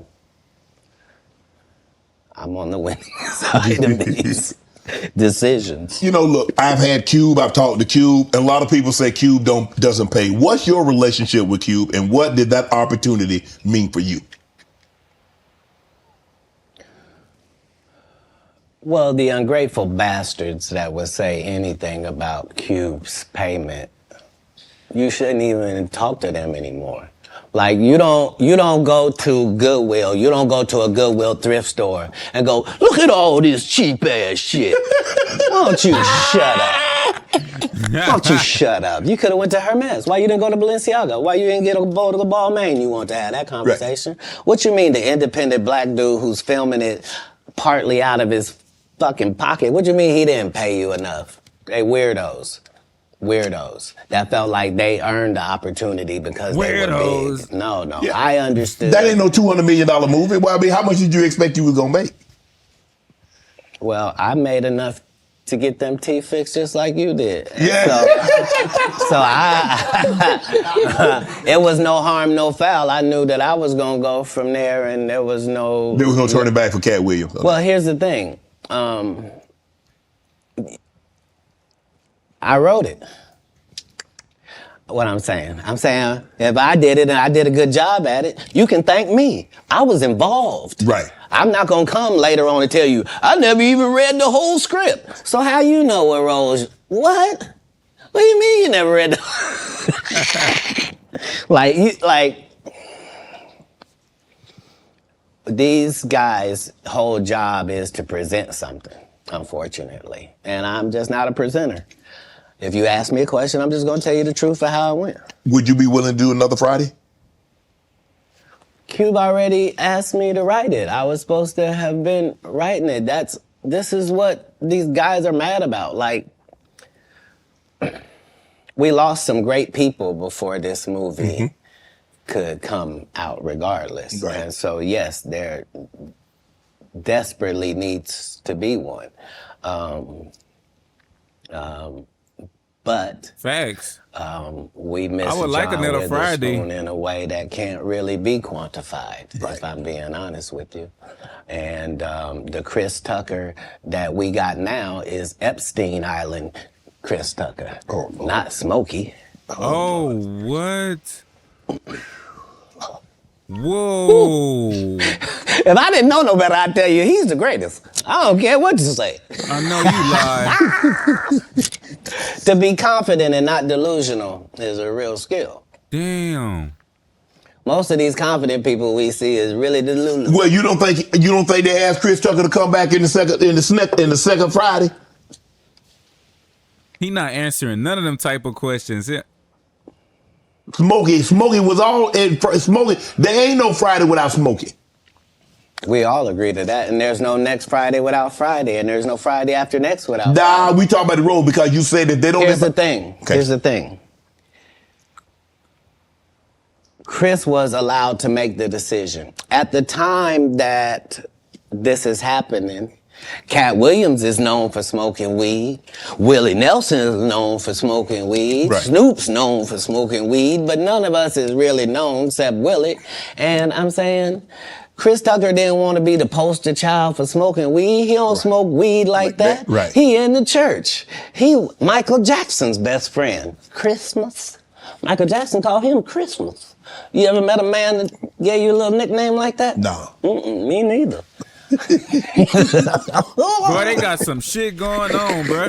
Hey, bro, Katt exposing a lot of shit. Must be the greatest. Man, Man, I ain't oh, gonna be able man. to get nobody back on. I ain't gonna be able to get no more comedians. They all coming. No, they ain't. Are you kidding? Nah. Hey, I A good promise thing you. I done got all the rest of them. I done got the ones. Nah, they gon' I promise you, everybody trying to double back. You're gonna be having to beat them Nah, off with a facts. stick. You gonna let him? They're coming. Much as You on Def Comedy Jam, Comic View. What were those experiences like? What do you remember most about Def Comedy Hold Jam up. and Comic View? Comic View was everything. Comic View was really the break, and not Friday After Next, just because Comic View was just 3,000 of your stand-up peers, and we just throw sets of all of them up there, and we see who the audience likes. Who do they like? And it was a great wild, wild west time to be involved in comedy. And the same is true for Def Jam, because hip hop was a fad at one time, and hip hop ain't gonna last. And why are you doing that? And that's how it was for blue comedy. If you were a comedian that cussed, you were ridiculed by the mainstream comedy geist. That would That's be what I like was me telling y'all, being bro. on Joe Rogan. I'm trying to Joe stop don't want cursing. me on there. I need to be on Shannon. Joe got 6 comedians that never been funny. He want to push out. But that's really how it is. I'm so sorry I'm competitive. You an athlete, right? You Yeah, I can tell. You understand. Will there ever be another Comic View, Def Comedy Jam? Could that, in today, in 24, 25, 26, could we see that again? They've already announced it. It's already going. You didn't know? Yeah, Kevin Hart purchased it, so he's now doing Comic View. That happened at the same time that they gave DC Young Fly Hollywood Squares. Yeah, because they tell you that there's no gatekeepers, but we keep seeing the same people open the gate. Didn't Kevin open the gate and let Tiffany in? Ain't he now opening it up for... Don't such and such open the gate? What do you mean ain't no gatekeepers? There's 100 gates out here. Would you Everyone I've seen got a keeper.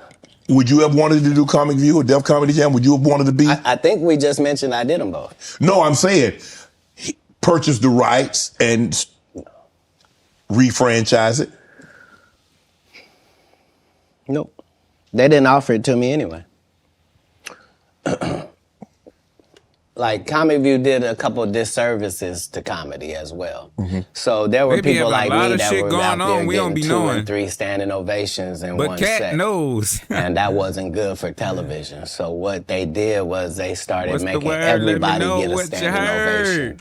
So they would tell the audience, when they get off stage, everybody get up and cheer. And so now the fact that I'm the only one out there going to get standing ovations is now making people think everybody get a standing ovation. And that's not how comedy is. So Right. I understood why that couldn't go anymore, because remember Ricky Smiley sat right here and told you a story about how he performed with Mike Epps and Katt Williams when he did Comic View, and to let him tell it, he was funnier than both. Damn. My name Lil Dow. You're talking about the special needs. That's good. That's a different That's some time. clever material. That was a different time, Katt. No, it wasn't. It Yeah. was the time I was there. But I'm saying That time, this time, same times. no. But I'm saying Just like people that tell you the Egyptians, they not black. Egypt is in Africa, folks. As long as Egypt is in Africa, Yeah. then Egyptians are African. Do you believe He you can telling tell the everything. same jokes today as when you started out? He's saying everything. I mean, Eddie bro. Murphy not telling those jokes. Richard Pryor wouldn't be able to tell those jokes in 2024 that they told in the 70s and the 80s. So they wouldn't have told them. But that's my point. They're not inferior people. No. If they were in this time, they would be going according to our time. Just like then, we were going according to that. Like, that's how it is in the world. There are words that we can use for a while. And when we use them for a while until somebody says, that ain't a good word, Yeah. we should stop saying that. Correct. That don't make people feel good. And we stop saying the word. And we move on to another word. You can't say the R word. You can certainly say special needs. Yeah. You can certainly say spectrum. Be slow. There are things that you can say to get your point that don't have to hurt people. Right. But you would know that if what you did was construct the English language for a living, then you would understand that part. You financed your first stand-up. You had 20, it cost you 22,000. You had 25 to your name. Yeah. Why did you decide to do that? You believe that much in Katt? I believe that much in business. In business, the goal is for you to become Cadillac independent and be the boss, take the responsibility, and also get the profit. Okay. That's all. How can I be looking for you to put me on if I wouldn't? And if I can't show you what you missed out on, why would you believe me? Now, the fact that I was able to do it 12 times, that's the real thing. The part that I'm able to do it all across the country. The fact that every time I do a tour or a special, you think, well, that's sponsored by somebody. Somebody did a good job. No, just the guy they're kicking around. Just the one who might mentally not be all there. He's the one picking the outfits, writing this guy's material, booking the shows, making sure he gets there. He's the one hiring the other comedians. But hey, I knew that that's the end goal. So if that's the end goal and I'm there when I start, why would I deviate from that? Right. Okay. Remember, my goal was to get this far in Hollywood and still have a virgin asshole. Oh my God. And I never had sucked a penis. That was my only goal. I didn't want to get with a white woman because I was scared she might have me running down the street like Jonathan There Majors. you go. Come on, Katt. Not because I didn't like white women. I think white women are as great as any other women. But I'm not gonna act like I'm not scared of them. I have a reason to be scared. You could be Kang the Conqueror, and they could take your rabbit ass down in 2 weekends. And that's the truth of the matter. So I stayed away from that. And remember, I told you the drug story from when I'm in the park. Yeah. So these are just the things. I had all of those when I came in. I already was ready for that. That's what they don't like. I did not know. You're telling me and showing me a side of the business that I didn't know. That you guys are, the competition, the competitiveness. Some of these That's people got all some business. explaining to do. I don't care if they're selling Coke. You wouldn't believe the things that Coca-Cola says about Pepsi. You wouldn't believe the water conversations between Dasani and Liquid Death. Like in all business, in all sport, Liquid. competition is a driving force. And I don't require anybody to be better. Who am I?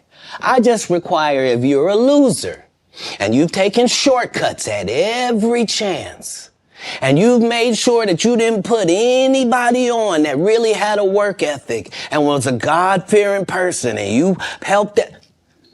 If that was never you, then don't act like that's you. Don't get out here now that you don't do stand-up and start acting like, oh, you not sure why you don't do stand-up no more. I heard you got run off. You better be careful. The nigga that run you off gonna show up and he gonna tell everybody. Man, what you gonna be able to say? Nothing. Not a damn thing. Why you think I speak with such clarity? I'm actually involved in each one of these stories I told you about. Right. Right. The one comedian that we've been sitting here doing this interview that you hold in very high regard is Dave Chappelle. Dave Chappelle walked away from 50 million. You said it was more. Tell the story. That's right.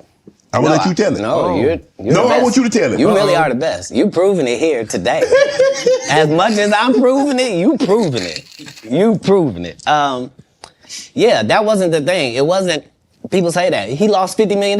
No, that's not even close to what happened to this dude. And until you understand what happened to the dude, you don't understand what happened. Like, no, not they offered him $50 million and he turned it down. Who gonna turn down $50 million? Now, I've had to turn down $50 million 4 times. Damn. 4 times. just to protect my integrity and that virgin hole I was telling you about. Oh right. my God. Because P. Diddy be wanting the body. And you gotta tell him no. You got to tell him no. Oh my God. I did. See, I got the receipts for everything I'm telling you. That's why I can say them so freely. Katt, I need to know. You here, get your number. Thank you, sir. Thank You you. needed a drink for Diddy, bro. Because early on you was accusing me of being... Katt, man. Yeah, it's crazy. He got but you know, some of these people... Martin tried to put me in my first dress. When he had to go on his hiatus, he tell me, Katt, when I come back, I need you. You my young partner. You my brother in comedy. When I come back, just promise me that my next movie, it'll be me and you. We gonna do it together. We gonna do some buddy cop shit. I said, Martin, you got my motherfucking word, my nigga. Go do what you gotta do. When you come back, I'm in your movie. Don't trip. I don't need to see the script or nothing. You know, we get in that office and this fool pull out Big Mama's House 2. I almost died. And I gotta read this script from all these good white people. Where this nigga want me to get in a dress with him. Oh my and I'm literally God. saying to everybody, why is he in a dress again? You already played the old lady as an FBI agent. We can play anything now. We can be playing a dog catcher this time. Why do we need to be in a dress? And I get so mad, I say, you don't want me. You want Brandon T. Jackson. And that's who they went and got. Twice I said it, they went and got him. Just like I'm telling you, I had that other dude's work. I had all of it. All I did was say, I want to punch it up so it's not offensive to real niggas. And that's how I got in this position. I sure hope I have a Club Shay Shay after this air. It's gonna be in a dimension it's never been. Yeah, it's gonna be. The greatest thing floating in I might be out of 2024. Mark the business. words. No way. He's saying a lot of shit. In a whole different realm of business. Oprah coming next. Oh, shit. I've been waiting to hear Once about I Oprah. establish this as a place of truth. Yeah. Oh yeah. Watch. God's people ain't that few. Prince. At least we got You met somebody Prince. on our side, bruh. Prince was a friend of Exposing mine. this shit. He was a friend of mine. What was those conversations? Because look. I mean, sometimes we don't 'Cause I really gotta understand, he risked his or life saying appreciate this someone shit. until they're gone. I did. I was a big Prince fan. All of his stuff. Yeah. Because he could play all the instruments. He could sing. He could dance. He was an entertainer Yeah. that could sing. And what he wrote, I mean, who thinks of Cherry Moons? Who thinks it snows in April? Who a raspberry beret or pink cashmere? The purple rain, the things that he wrote about. Well, like, bro, who mind goes there? Yeah, he was unlike anybody in the world. He was just an amazing individual. I was able to meet him when I was 12, and I knew him my entire life through all of his changes. I was able to assist him many times. If you go look at Prince's car collection, you'll see that Prince don't have not one car Katt Williams ain't got. He got the Prowler from Friday After Next in there. He got the same Bentley as me, because we share certain things. Our connection was lyrics, musical lyrics, women, and cars. And those are the areas where he trusted my opinion on things. And that's where I got to be helpful in his life. And he was helpful in mine in really all different types of ways, especially about the business, as far as being a black man that was rich in this business at 18 years old, had already did his first $1 million contract, had already broken records, was determined that he didn't want to be like anybody else, was so great of a guitar player that black people just stopped caring about guitar, and he got left out on a limb and somehow still had to create his way out of that. He was just really a 1 in a billion type person. I was lucky to know him. Now, there are specials and the streaming. I don't know. I don't think there's as many, and there's no DVDs now. So where are you on this streaming, the specials? I mean, obviously you still tour, but how much do you focus on, okay, I'm gonna tour, say 100 days or 150 days, but I'm gonna do a special? Well, now that our relationship with Netflix is at the 8-figure mark, 8? how You said 8? How often you want to make them? Oh, you said 8? I mean, like Right. 5, 6, 7, 8? Got to be 10 million to qualify, yeah. So what I'm saying is, once you're at that level, how many would you do? I'd be willing to bet you say, every time you turn around, I'm gonna be doing another one. Hey. I think that's what you would say if you was any good. Yeah, and for like sure. I said, Hey, boy, with take 12 a comedy sip. specials, He put that why do cup I need up to and be in down. these conversations with these specialist people? Sid ain't got no specials you remember. Steve ain't got no specials you remember. Ricky ain't got no specials you remember. Faison ain't got no. What? So why do y'all Quake did get a to special. Yep, it was 20 minutes long. It was good too, though. It was. He's good. Not it was good. He's Yeah, good. see, Quake my He's guy. good. Don't think because I said something derogatory that I don't know how to hate. Earthquake has consistently, I don't think anybody's ever said Quake wasn't funny. He probably never been booed. Yeah. I don't think he's ever given a bad performance in Nathaniel, his my life. dog. But his just due was overdue. He was in a whole different situation. Yeah. Because he wasn't able to translate the stand-up to the movie Movies, the thing, TV. he took a hit. Most people don't take a hit. They're just judged on their stand-up. Right. So yeah, no. I even though it sounds like there's a lot of people that's not the case. I'm a proponent of all of us who are in this business working hard trying to make it. When you got into stand-up, was crossing over, was doing TV, was doing movie, was that a part of it? You're like, okay, I'm doing stand-up. Okay, the next progression is TV movies. Throughout the history of stand-up, sir. That's the goal for all of us. That's how it goes. That's why when you hear these dudes talking about, oh, I didn't want to be a movie star, you just know it's disingenuous. Like, what are you talking about, dude? Yeah, oh, no, I just wanted to do a game show. Right. What? Are you sure? Because I thought you did Mark Curry's sure? show over Are you after he sure? had just done hanging with Mr. Cooper. Why would you do all of that man's stuff that he did on his show on yours and then do the dude's stand-up when you go on the road? And then you never put Mark Curry on your show or nothing. Like, if you don't say anything, these dudes will run over you. I don't know if you know how bullies operate. I but do. if you don't stand up for yourself, there really is nothing they won't do. Right. You're a very generous man, Katt. You're the sole sponsor of Melba Moore getting a star on the Hollywood Walk of Fame. You did all that on your own. Why? Do you have a personal relationship with Melba? No.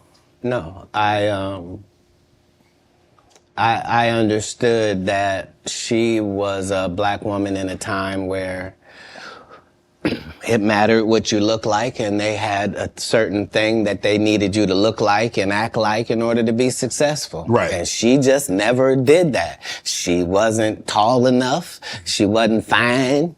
They didn't like her looks. They didn't like that her hair was natural. They talked crazy about her, and yet she still made all of these achievements.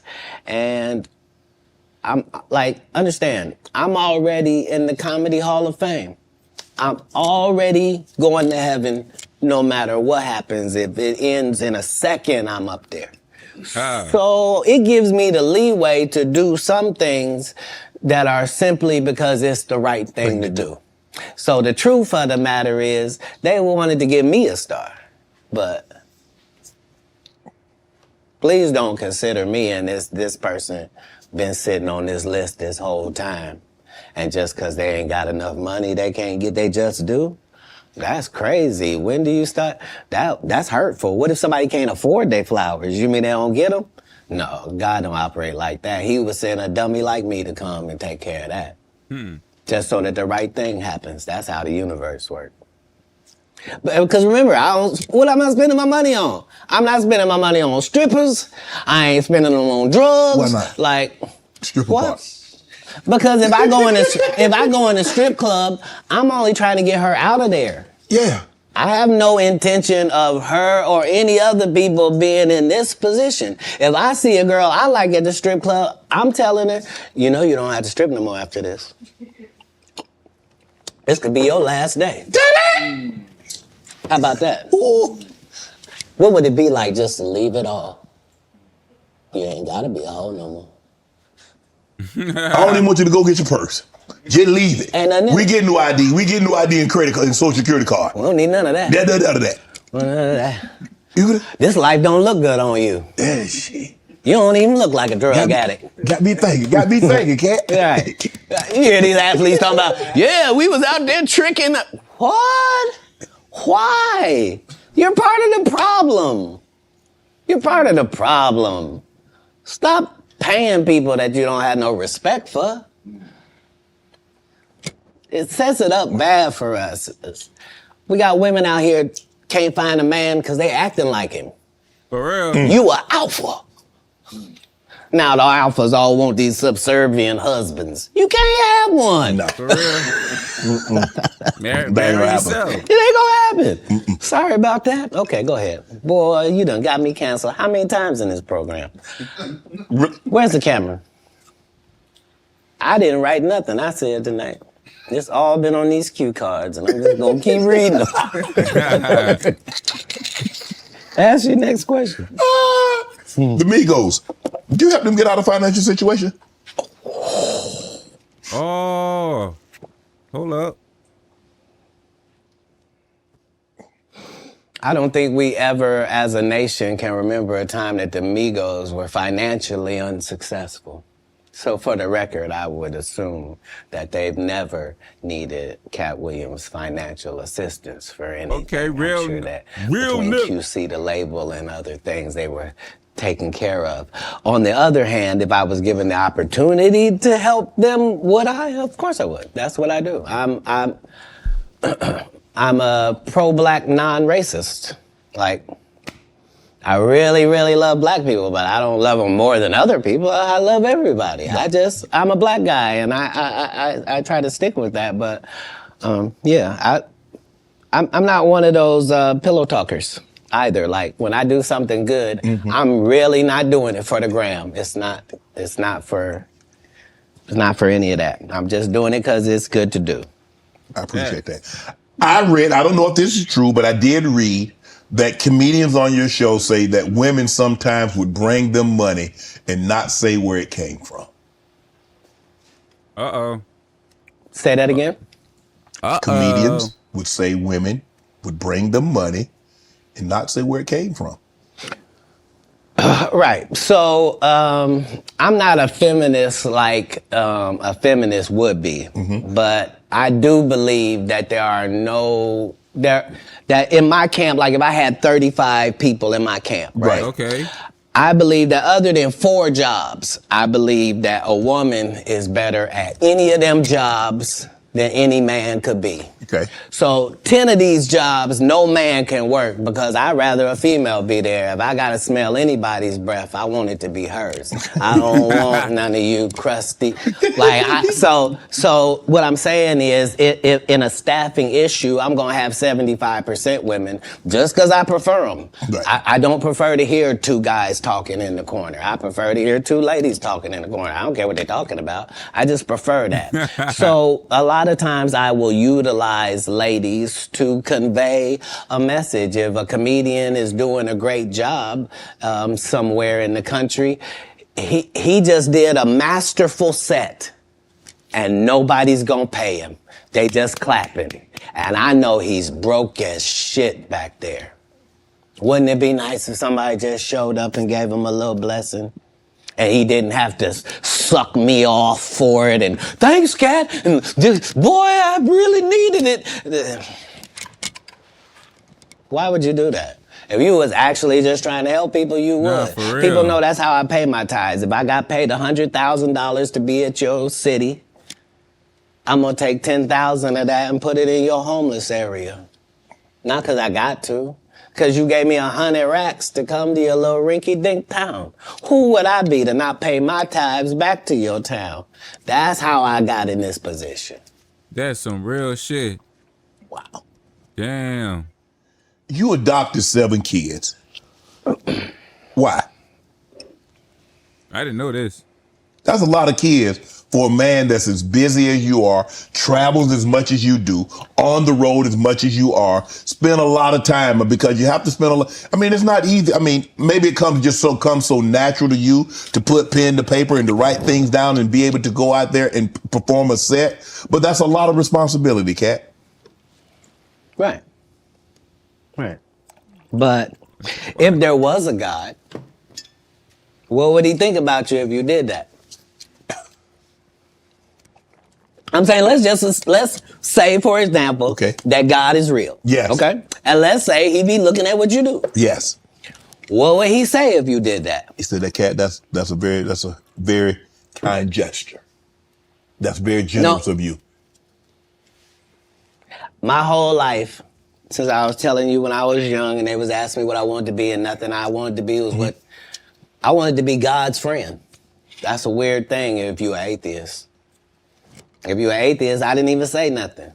But if you believe in God and I tell you that I wanted to be God's friend and I wanted to even go to Hollywood and still be God's friend, if I told you that that was my aim, you could understand where I'm at. Like, I promise you, no jealousy, no bitterness, no, none of that. I got exactly what I was trying to get. I haven't been shorted in any way. I mean, 7, 8 kids, single.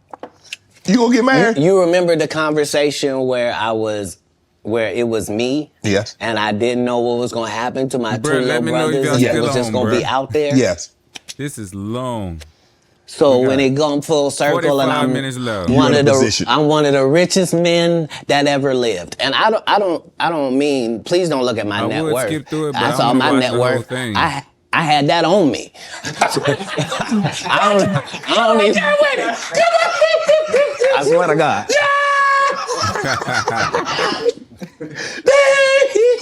What I'm saying is, like, I'm saying my net worth is less than my last Netflix deal. You understand what I'm telling you? Make it make sense. But I'm fine. Jesus was poor. Jesus ain't had nothing. So why don't we be mad you say I don't have nothing? They had the amenities they had back then, okay? Say it again? We got different amenities now. Not more than gold. Gold was the amenity of that time. We still got gold. Gold still run it. They have no Rolls Royce. They got you could buy a ass. That's what they call it in the biblical time. They were cheap.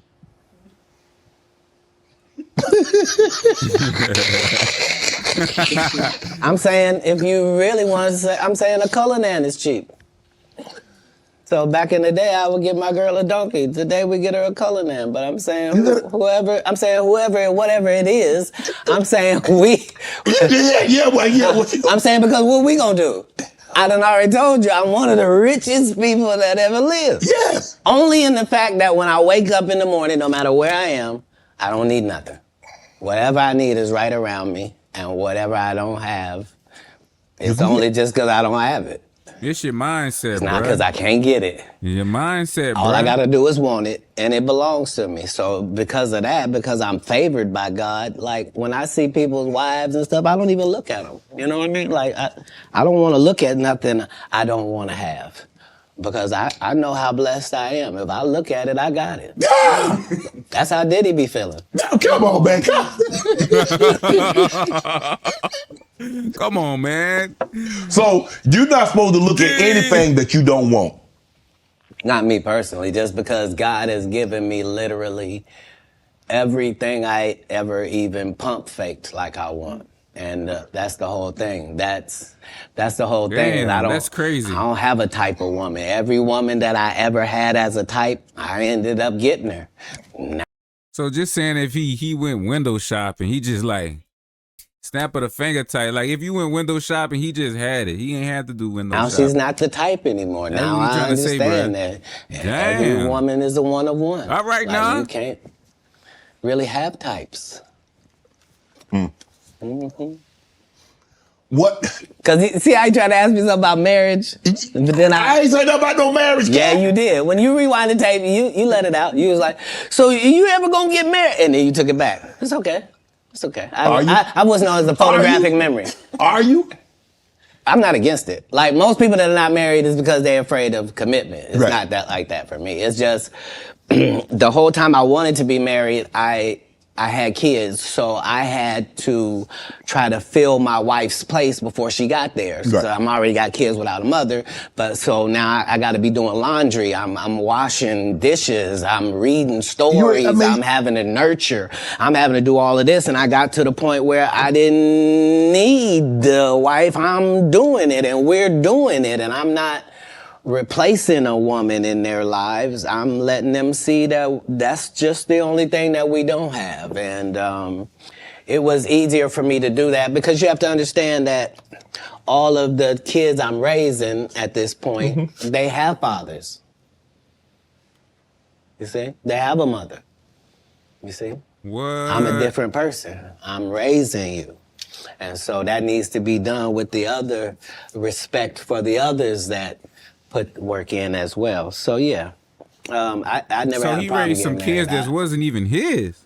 Damn. What's one of the one things you try to teach your kids? Okay, this is I a don't good teach one. anybody anything that's over 18. I've done the work I was going to do. But as kids, I really just tried to teach the things that can't be bought, your integrity, trying to live your life in a way that you yourself could be proud of if you had to look back on it. And I didn't do very good at leading by example, but behind the scenes, that's never what I was pushing. They understood that because of my stance, there was a certain thing that would come my way. And so accountability and responsibility is part of what you're teaching, is that, you know, even if you're doing the greatest thing in the world, there's this thing called no good deed goes unpunished. Like there's a real Murphy's Law. Like basically in raising kids, you're just trying to give them a better manual and an outline of how life works than your parents gave you. You know? Right. And so that's how I did it.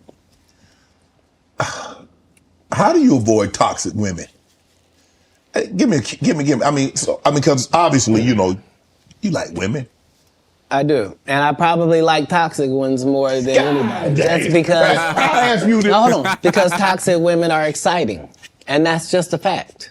Part of toxicity is exciting. I'd rather skydive with her. But if you have toxic women, just understand that all monsters are feeding off of something.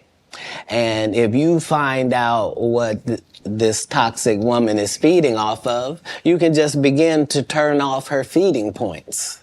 And it drives a toxic person crazy and they'll get away from you. So whatever, if she's truly toxic, there are certain things that she's doing that help fuel her toxicity. You're not noticing it, but it's what it is. Why do you think she watches murder mysteries before she goes to sleep? Why is it always the crime drama playing? And turn it off. Turn it to cartoons. Make it.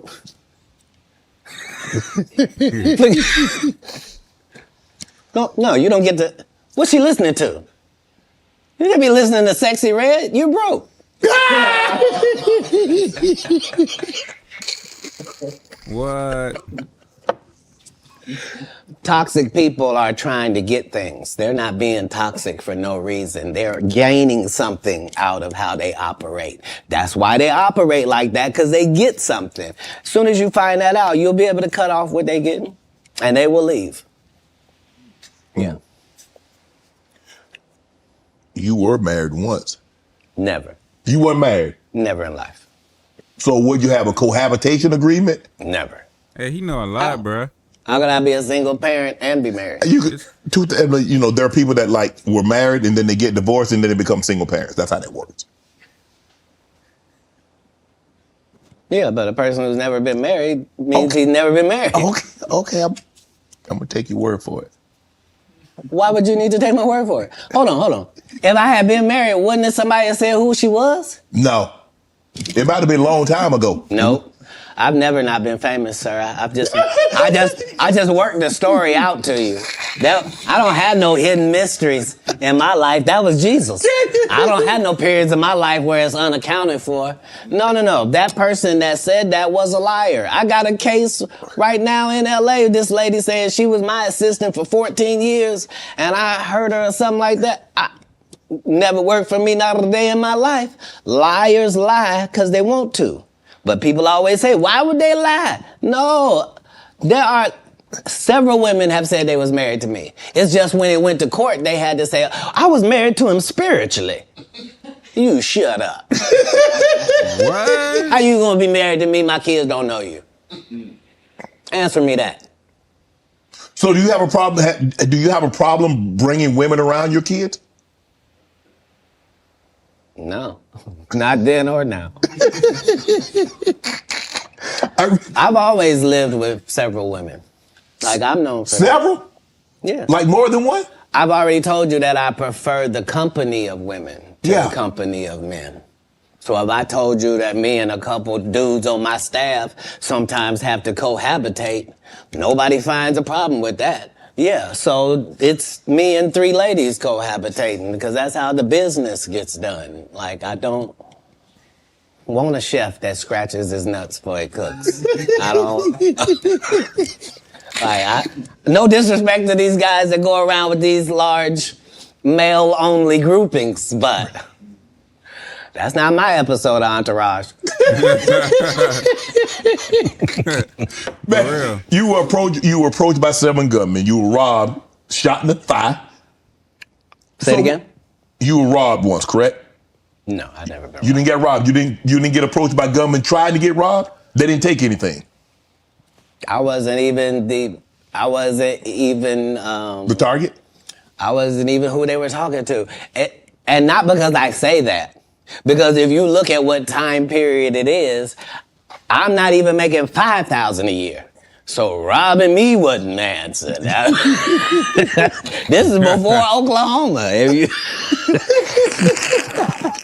You talking about a terrible condition. They'd have been disappointed thinking they'd get something off of you, huh? If they'd have robbed you. Look, in 3 cities, it's legendary that Katt Williams would walk down our streets with his baby in a baby stroller, with a diaper bag, with a gun in a diaper bag. The only thing I need is a pass. Don't mess with me and just let me go about my business. I'm living in Inglewood, Compton. I'm living in Manchester and Western. I'm in LA, the gang capital of the world, but never robbed. Because why? I'm not pretending to be something I'm not. You think I'm a blood. You think I'm a Crip. I'm from Ohio. I'm a comedian. I'm a father. Right. I'm trying to do something out here. And not only do I not judge what you're doing, I'm not trying to be involved. Right. That's the difference. That's where the respect comes from. Two, you're touring right now, the Dark Matter tour. Yeah. Filming next Netflix special. In May. May. Yep, next Netflix special. At U2 Theater in Inglewood. I'm about to catch that. I thought you might say that. I will catch that one. Right. Because it's a homecoming for me. Because I lived on Hazel. So, you know. I got to catch that People one. know I lived in the heart of Inglewood. They saw me walk down Market Street with the babies I'm raising. Like, they understood that, no, I was really not pretending. Oh, he want to be from the hood. No, I'm living there on the street. What's your favorite city to tour in? The next one, sir. Yeah, that's the real beauty of travel. Right. That's why most people don't have the empathy and the sympathy that they need to have for other people. It's because they haven't seen other people. Right. Like, Yeah, if you 31 went to minutes left. Ireland and you saw what them people was like, and you went to Sweden and saw what them people was like, if you really went to Africa and you really saw what the people was like, you went to Haiti, you went to Puerto Rico, if you really traveled across the country, you would see that all people is the same. Way more people that's good than the fucked up individuals you seeing. And if you understood that, it would change everything. So I don't. Hey, bro, I'm not trying to do too much talking on this one. I'm just, y'all need to listen, bro. Just because a lot every of good shit. place is dealing with their own issues, their own troubles. All places look better than they actually are for the people that live there. And it's always a difference between what it seems like And what it actually and what it is like. People will tell you, I went to Paris. I was there at the Eiffel Tower. Bitch, you had bed bugs. And there were rats everywhere. The food was terrible. Tell the rest of it. Yeah. Don't tell some. Let me ask you a question. When you go to these cities to tour, do you make it a habit of getting out? That's how I built my reputation. That's also how I ended up in jail 19 times. Because when I come to do a show, I'm really in your city. So whatever the strip club is, I'm there. Whatever the top bar is, I was there drinking. Whatever I was over there. You had a casino? I was at it. Like, what was it? Huh? Because I'm in your city. Right. This is how I'm learning your city so that when I do my show, I can be talking about what I know, not what I think, right? And That's so why you that gotta was what I socialize, did bruh. at every city that I went to. The first 15 minutes of my show is what it's like to be here. You see what I'm saying? And so that was always a part of what kept my legend going to the point where I can still be in these arenas without you ever seeing a poster with my picture on it, without you ever seeing a flyer, without you ever seeing a post that goes, hey, it's Katt. Could y'all make sure y'all come out and come see me? Because I'm going to be in. Would you please come on out, guys? And I really... Because we have a different respect. I know I'm coming. They know I'm coming. I know they gonna be there. And they know I'm gonna do the best job I can possibly do. And they know beyond a shadow of a doubt, whatever hour he was doing when we last saw him, he won't be doing that hour when we see him this time. It's a whole new conversation. And because I've never strayed from that, they've never strayed from their part. I'm looking at some of the actors that you've been on screen with. Cube, Tracy Morgan, Regina Hall, Terrence Howard, Nick Cannon, Tiffany. Bro, who brings out the best in Katt Williams? How does someone get the best out of Katt Williams? Do you need a comedian? Do you need a serious actor? How do we get the absolute best out of Katt Williams on screen? Well, I would be disingenuous if I didn't remind us that that's never anybody's goal. It's never anybody's goal to create a great situation for me to do a good job. Why? In a script. The way it works is the script is already there. This is a character in the script. If they give me the job, I make it my job that this character here has to be as big as this whole project. So if you don't even see the movie School Dance, I want you to remember, whose goddamn white baby is this? And the only way that I can guarantee that you will remember my scene if you didn't remember a whole movie is if I make sure that my scenes are that good. Because that's what I watched. I watched great actors. You never saw De Niro, you never saw Pesci, you never saw any of these dudes in something and you was like, nah, I don't really believe it. You sure you're the Great Gatsby? Like, no. Like, you believe that this dude, Daniel, is a hobbit. That's part of the Lord of the Rings. Right. You see what I'm saying? I do. And so it's having a respect for the craft that I'm doing. That means I'm trying to do the best job possible. What was it like working with Spike Lee doing Priceless? Spike Lee is everything that you said I was in my intro. He's just really an innovator and a groundbreaking, one-of-a-kind dynamo. And I knew that they were, like, they tried to sabotage me even then. Like, as soon as I said I wanted to get Spike Lee to direct it, because that was the biggest thing I could do, they immediately gave Spike to Gerard Carmichael and had him do his special too at the Comedy Store, and just to undermine, like, but if there's one thing you can take away from me as a person, whether you like me or you don't, if you take this from me, you will be a better person.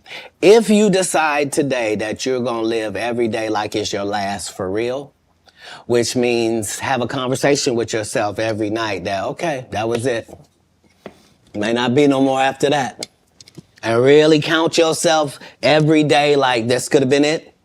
All right, before I go to bed, this could be it. All right, how's that looking? If you can do that, it'll change your life. You'll really start making decisions and living your life like this all you got, just this one day. But you could be a winner. You could be a winner on this day. It's just work ethic. And not the work ethic they talk about. They tell you work ethic where they do all these movies. I'm the hardest working man. Well, no, everybody goes to work every day. Right. Yeah. Don't say, I go to work all the time. Everybody who works goes to work every day. Shut up. Shut up. You get, what? You think I respect you more than my gardener? I don't. He work every day. Rain or shine. I don't know if you saw this, but Taraji P. Henson got extremely emotional the other day. She was giving an interview. Yes. And saying that they're vastly underpaid. They say the math is not mathing. They get X amount of dollars by the time Uncle Sam get his cut, by the time the agency get their cut, and what you see they were supposed to get is a fraction of that. Where do you come down on that, Katt? It was the saddest thing ever, because imagine being in your genre, in your sub-niche, whatever it is. Imagine being in your lane. Imagine being one of the very top of your lane. That to the point where if they don't take you for the role, there's not 3 black actresses that they can say are bigger than you that we're going to give this to. Imagine you being at that point and have to humble yourself and say, they're not paying me, y'all. And they not making my pay go up because I'm doing better or nothing. It don't matter to them that I'm famous and people know me or nothing. They want to pay me exactly what they paying the new girl. And I've been suffering under it for a decade now and just taking it. I just been getting whooped. But I just got to come say, this is wrong. We should be ashamed. But this is a country where we don't pay the teachers and then we say the kids is the most important thing. You can't have both of them. If you do that, we're going to end up with a generation that can't read. Guess what? Generation Z and A can't read. Why? Because who was giving them a book? We gave them an iPad or a phone. And now the letters don't mean there's no cursive writing. Right. Sorry about that. So yeah, this is what period of time it's in. It's the period where the victims get to say. In elementary, when I was in elementary, they took cursive writing out. And I just ain't said nothing because I was trying to be strong and I didn't want to shame anybody. I was like in 6th grade when they took cursive writing out. That was like the last year they stopped doing cursive writing. You know and we barely got to do it. Like we put too much pressure on Tyler Perry. Mm-hmm. You know what I mean? He ain't put nobody on. The people that been in his productions, they not famous. All of them can walk through the mall without security. Be what you gonna be, but put your people on. If you a gay person and you in there, put some other gay people on. Put somebody on. Or don't be wondering why people keep saying gatekeepers. Because clearly, y'all are keeping these gates. Clearly. Wilding out. How difficult was it for Nick Cannon to get you on, and what was that experience like? I've known Nick Cannon since he was a teenager. He had to have his... He in the comedy club, if you're underage, you can't be in the regular club. You had to be in the kitchen. Right. So I was the master of the kitchen every comedy place because I got a child, and my child is back here in this place while I go on stage. Right. So I've known Nick Cannon since he was 14. Nick Cannon has never called and asked me to do one single thing, and I turned him down. Because I've known him since he was a young black child in Hollywood. Wow. So what I did in Wildin' Out was to be his protector and to be his voice with hip hop. So the whole thing was the thing that he was trying to do had never been done before. You can't bring 6 comics in and let 6 comics talk shit about 6 rappers because the 6 rappers will beat the 6 comics' ass. Right. You would have to have a comic that could actually stand in between and go, look, we comics, we gonna say what we gonna say, y'all gonna take it and understand it's a joke. If you want to fight, we fight before the show. So you can go out there with your black eye. We're not going to do it comedically. This is what needed to take place in order for it to be successful, which is why it had already aired and didn't work. And then suddenly when it comes back with me, it suddenly works. Because respect has to be in there as well. If you're trying to do it with Kevin Hart, you and him going to get run over. You a teenager, he 5'2". Like, what's gonna happen? Who are some of your favorite young comedians? I haven't seen a young comedian I don't like. If you name any of the young comedians, I'm aware of all of them, and they're all doing a great job. It doesn't matter if it's Country Wayne or Desi Banks. It doesn't matter if it's Carlos or Chico. Wayne. It doesn't matter if it's DC or Just Hilarious. It really doesn't matter once we go to the young part. The young comedians are dealing with things that we never dealt with. And so that gives them more benefits, but it also gives them more chances of failure. So it's not easier for them. So yeah, I'm a big supporter of young comics. We have Miss Pretty Ricky and Takara Williams. I've taken 25 black women on the road in these tours. It's important to me that the young comic gets the benefits and the advantages of the big comics platform. Matt Rife, Wildin' Out, recently got canceled. You see Jonathan Majors, what he went through. Marvel dropped him as soon as the conviction came out. And you were telling the Hey, you saw that black woman come get his charge cut in half? Thank you, Megan Good. God bless you coming to save that slave. If he'd had to be there by himself, he was getting all 4. Guilty, guilty, guilty, guilty. She came in there, was just so beautiful, they had to knock half of it off. Bless his heart.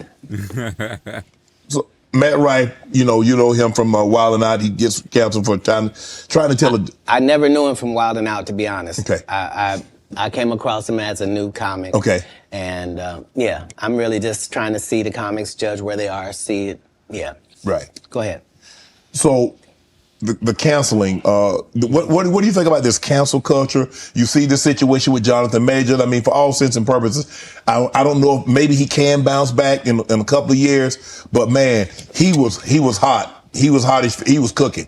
I mean, you see him in Creed, he's in the Marvel movies, and then just like that. Maybe I'm a conspiracy theory, but I thought Katt Williams said any time they make you into that position, part of that contract is you do understand whenever we want to take you down, we can, right? Part of giving you the world. First of all, they went around the world for 2 years straight telling any women that would listen that this was a good-looking Negro. Mm-hmm. Since when? When did y'all start liking a big nose? And when did y'all like a little head and a big jaw? When? Since when? That look like my daddy. When you start liking my daddy? You like black people's features like that? If this ugly nigga is good looking, then all niggas is good looking. Anytime you see them telling you something you can't believe, just understand it's a play. And it don't matter. You gonna know it's a play as soon as they get in that position and think they gonna tell somebody something. No, you're not. No, you're not. Marvel will cancel you you won't be allowed to read a comic book. What is you talking about? Get out of here. Get out of here, ugly boy. Yeah, they love fooling the people. Get out of here. What's the relationship like with Suge Knight? You still close with Suge? Have you spoken to him? Have you talked to him recently? Yeah, it's doing good. Yeah, he's Man, when you a friend for life with Katt Williams. Yeah, because the people that come to me are trying to better their life. They're not trying to continue doing what they have been doing. Okay. So when somebody comes to me, male or female, it is in the auspices that this is what I did, this is what I used to do, this ain't what I want to do no more, and I want to do something else, and I'd like it to go a different way. Okay. That's what I offer. Yeah. So if you come to me under those auspices, then my loyalty is lifelong. Why would it not be? Hey.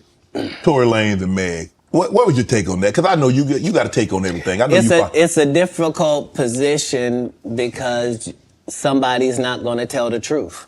And the truth has got to be told. In all circumstances, the truth has got to be told. So if you don't want to say she shot her, then you shot her. And that's the end of that. You said have you ever spent time in jail? Oh, 30 times.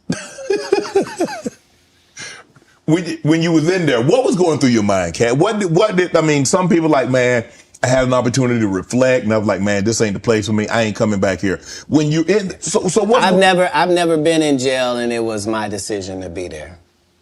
If it's dangerous to be in the hood and you have to have a gun on you for protection, and it's either be judged by judged by 12 or carried by 6, I'm always gonna have my heater on me. So if you want to tell me that you're gonna pull me over 15 times looking for it, I'm gonna tell you 15 times you're gonna find it. Unfortunately, I smoke cigarettes and weed. If you catch me 15 times, 15 times I'm gonna have it on me. What do you think I'm in jail thinking? Oh, I done fuck up. Damn these decisions. I'm not gonna protect my life at all when I get out of here. Fuck it, let them do what they want to do to me. No. When I'm in there, I'm fine, and I'm understanding that I'm put here for a reason. And the people that get joy off me being in here are really gonna look stupid because I'm finna be free, because you gotta be setting this up. I'm never anywhere to get anything. You don't know I just made $300,000 in your city. That's why you think I might be out here as a ne'er-do-well. You think he's smoking weed. Yeah, he's got a medical license for it. He needs it. It's his only medication. Do you mind if he takes it? It helps him eat. Because he does 19 100 city tours, flying across the line. And so he doesn't get hungry on the regular. He doesn't get sleepy at night. He's got to literally put himself to sleep. He's literally got to make himself eat. So this marijuana helps him do both of those things. Marijuana help you sleep? Oh, yeah. Go get y'all credit. Because remember, as a comedian, what you're doing is against your natural timeline. Your natural timeline wouldn't be that you would start your workday at 8:00 p.m. Right. And then your workday is over at 2:30 a.m. Like, that's a weird... Yes. Right? So to tell your body now that we're pumped up on endorphins, now let's go to sleep at 3. It's a It damn don't work interview like got that. me Your body tired. has to try to get a whole new schedule. So, it suffered, but that's what worked for me. I consistently used it. I told people all across the country, don't worry, this will be we ain't legal know in our how. country. As soon as they find We out don't how act to like charge hoes taxes round for here. it, we will be legal in this country. Do they view me as some sort of visionary for my forward thinking? No. No, You on drugs. you on drugs. That's what I heard. You on drugs. Katt, but how have you been? I mean, bro, every time they try to put you down, they try to put you to the back. Yeah. You bounce up, you move right back to the front. Damn, you like a Super Back to the Bowl. front. You just keep bouncing and you bounce higher. Trampoline skin is something that you ask God for. When I watched you play football, you had it. There's some people that Trampoline scheme. there's really no such thing as hitting Shannon Sharp so hard that he don't want to run the ball the next play. Right. Absolutely. And if that's your only goal is to hit him so hard that he don't want to be him no more, you just out of luck. Yeah, you wasting your time. There's no, your coach can't help you. There ain't no pep talk gonna help you. Don't matter about the uniform, your cheerleader. None of that matters. If it ever gets to mano y mano, may the best man win. And if you've been living your entire life trying to be the best man that you can for yourself, then you should feel great about those odds. What do you think about Kanye rants? What's going on with Kanye? From a distance, obviously, I don't know how well you know Kanye. I don't know if you've been around Kanye, but from a distance, what do you suspect's going on? I suspect that we're pretty awful people if we say that somebody got a mental illness and then we watch what they do. If you say somebody got special needs, then why would you be watching them and holding them accountable like everybody else? Wouldn't you grade them on a curve? Okay. Wouldn't you go, whew, this guy? Because, I mean, what are we reacting to? What are we reacting to? You're the one that put him in a position where he thought he was God and could call himself Jesus. And you're the one told a guy that writes musical lyrics that he was a genius. Mm-hmm. You're the one that's like, so what do you expect? The guy married a whore. Like, what? Oh, Lord. Like, Oh my God. I didn't mean it like that. I mean, married her because she was one. Not he didn't know. He understood that he wanted that. He courted that. That's what he wanted to base his family on. She got a good heart, though. I know what you're going to say. Don't you say it, Katt. Don't you say it. I'm going to move the conversation. If what I'm saying is not correct, then how does she end up with Pete Davidson? I mean, it happens all the time. And what if you weren't even good enough for Pete and he leaves you? What do that mean the product was? No, I don't support or villainize Kanye because I don't understand what it is we want from him. I don't know why we look at a basketball player and say, he didn't score no hockey goals this whole season. He don't play hockey. Kanye don't say nothing I can agree with. Okay. He was the weird guy in the beginning with the pink sweaters when we met him. Like, what do you think moving to a beat of your own drum? This dude started a church and kept cussing. Nobody in black church said nothing. You would have thought all the pastors would have came. You can't be no gospel artist. You just said, fuck that bitch. Nobody said nothing. Because TD Jakes over there with P. Diddy. Like, come on, Katt. Only the guy you had here has been upfront and honest and a man of God and humble and took the L's he had to take and didn't. I did see it was trending though, but I ain't know. I ain't know why, Katt. I don't. You know. Let me go to this question right here. This question All people that love the truth got to be happy if the truth coming out and lies is getting exposed. That's just what time it is. 2024, folks. Are you related to Luda? No. So there was a crossroads where we were both invited to an Illuminati thing. And it had to be one or the other of us, and decisions had to be made. So it was both of us, we were equal. What the hell? One of us had to cut off all their hair and couldn't do the sideburn thing no more with the points. And the next person they said was going to get $200 million because they were going to pay him $10 million a movie to do 20 movies. And that's how the conversation happened. One of those persons turned out to be Ludacris, and the other person turned out to be Katt Williams. Now, one person ended up with a light-skinned, ugly-faced wife that's never done a... Remember I told you that if I say that, it applied to 7 people? Yes. It's part of what they give you. Oh, my God. God. I didn't get it. Bruh. I'm not mad about it. How much money they give? 200? Sir, Fast and Furious is on what number right 10. now? 10. 200 million. I might need to get me one of them old women look the same. That's what they all end up saying at the end of the day. Kevin told you he wasn't going to wear no dress until they offered him the dress, and then he put it on. And what did he say after he wore it? I made my own decision. Duh. But you didn't make it before they brought it up, did you? It's okay. It's all right. You have a lot of politics. What? Never This talk about it. straight. I'm not that controversial. Where are we go? Where are we headed, Katt? This is sad. We've never been here before. We've never been at the point where neither option is good for us in real life. No. This is a different conversation. This is, would you rather go back with your ex or would you rather go back with the person before them? Both bad. Both bad. Bruh. Hey, look, bruh.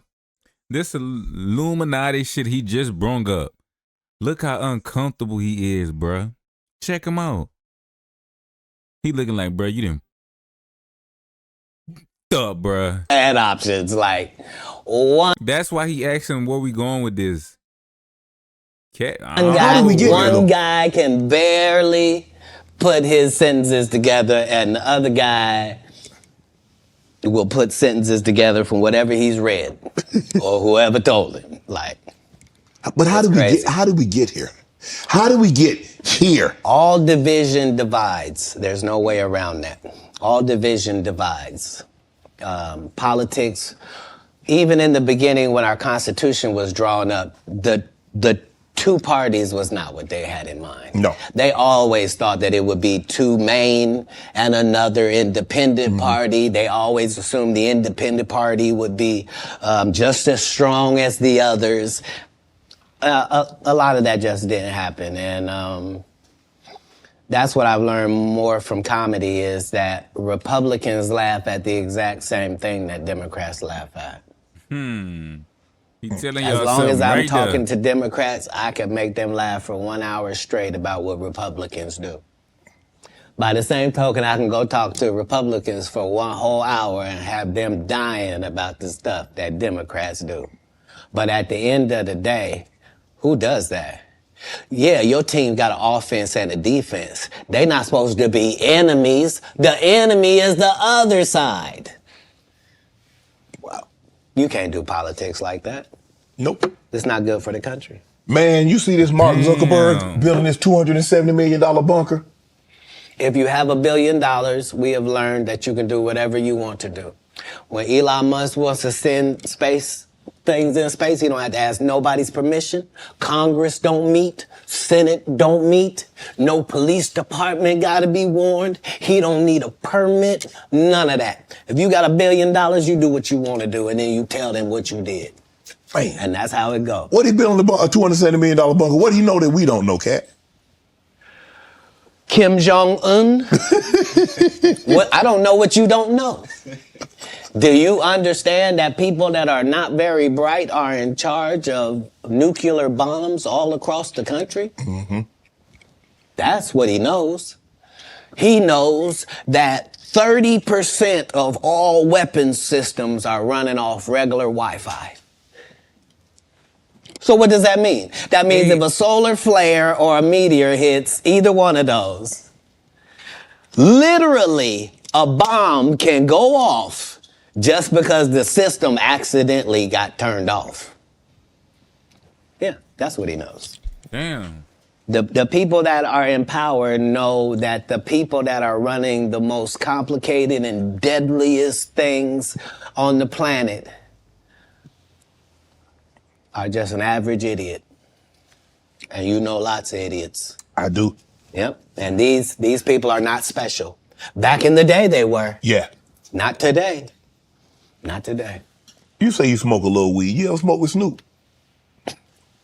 Yeah. I'm actually a bigger smoker than Snoop. He'll tell you that. But I don't mix anything with my weed. I just do weed, right? So nobody has That minimum, I mean, nobody does 20 blunts a day like me for 30 years. Like I was the first person to have a weed roller, like somebody whose job it was. Like I haven't rolled a blunt in 20 years. You probably put like that if high. you go, I'm saying I prefer the saliva of ladies. Oh, my goodness. No, understand what I'm saying. If for a blunt, it's necessary for it to get lit, yeah. right? And so if you had spent 20 years smoking with dudes, that's a lot of male saliva that you would have just accidentally ingested. I can't. But the fire done killed him. I can't be this specimen on that. It takes the saliva of nice ladies on that. But yeah, that's all I do. That's just Do you consider yourself a king of comedy? Where does Katt? No, they consider that. Oh, that- like when after You the king Bernie of comedy, left, bruh. them same 3 guys I'm telling you about, the kings. Yeah. Right? Because DL is the greatest. Yeah. There's no DL slander gets tolerated. But they came to me. I was supposed to be the 4th king. I got the offer. Then what happened? But I turned it down. Why? Because you shit on Bernie. And I know the truth. You think I'm gonna let you shit on Bernie and then come get me? I'm the next king? Fuck you. What? Why? Because the whole time Bernie was here, you was acting like you was funnier than him. The reason you was supposed to go last is because it was your tour. Tell the truth. It was Steve's tour.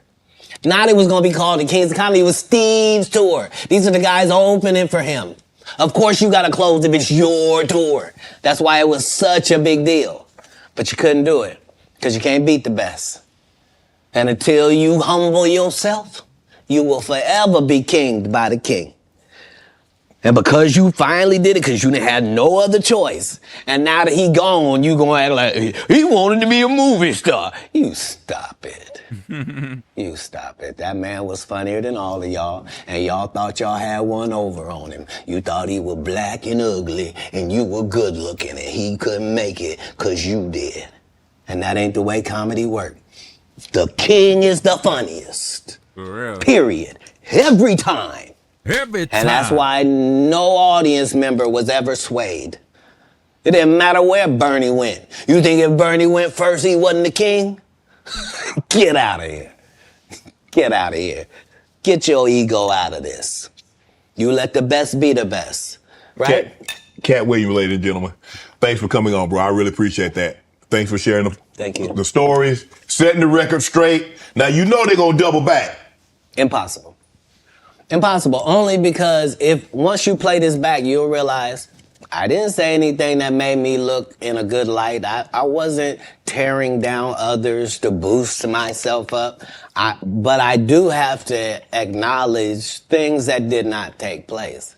Like, we're very ingenuous if we say this is not a game and we don't play it and people ain't in positions and people don't have their favorites and they group and they click. Right. Well, that happens in all businesses. Right. No. Say what side you on. Say why you don't like the other side. And then get to the game. But in the game, I'm wiping the field with them to the point where they don't even compete anymore.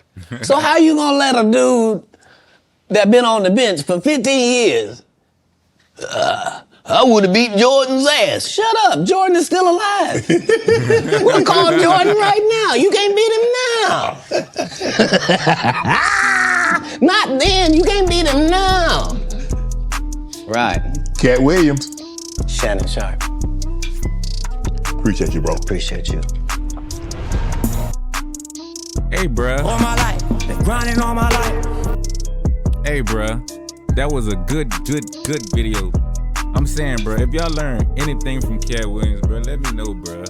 Let me know some important stuff he said that y'all could have picked up on that could influence y'all in life. But it was a good video. I didn't want to do too much talking because I was really listening because I ain't never seen a video. But this video is currently at 23 mil. Like, oh my God, y'all. 23 mil is crazy. I had to do the video.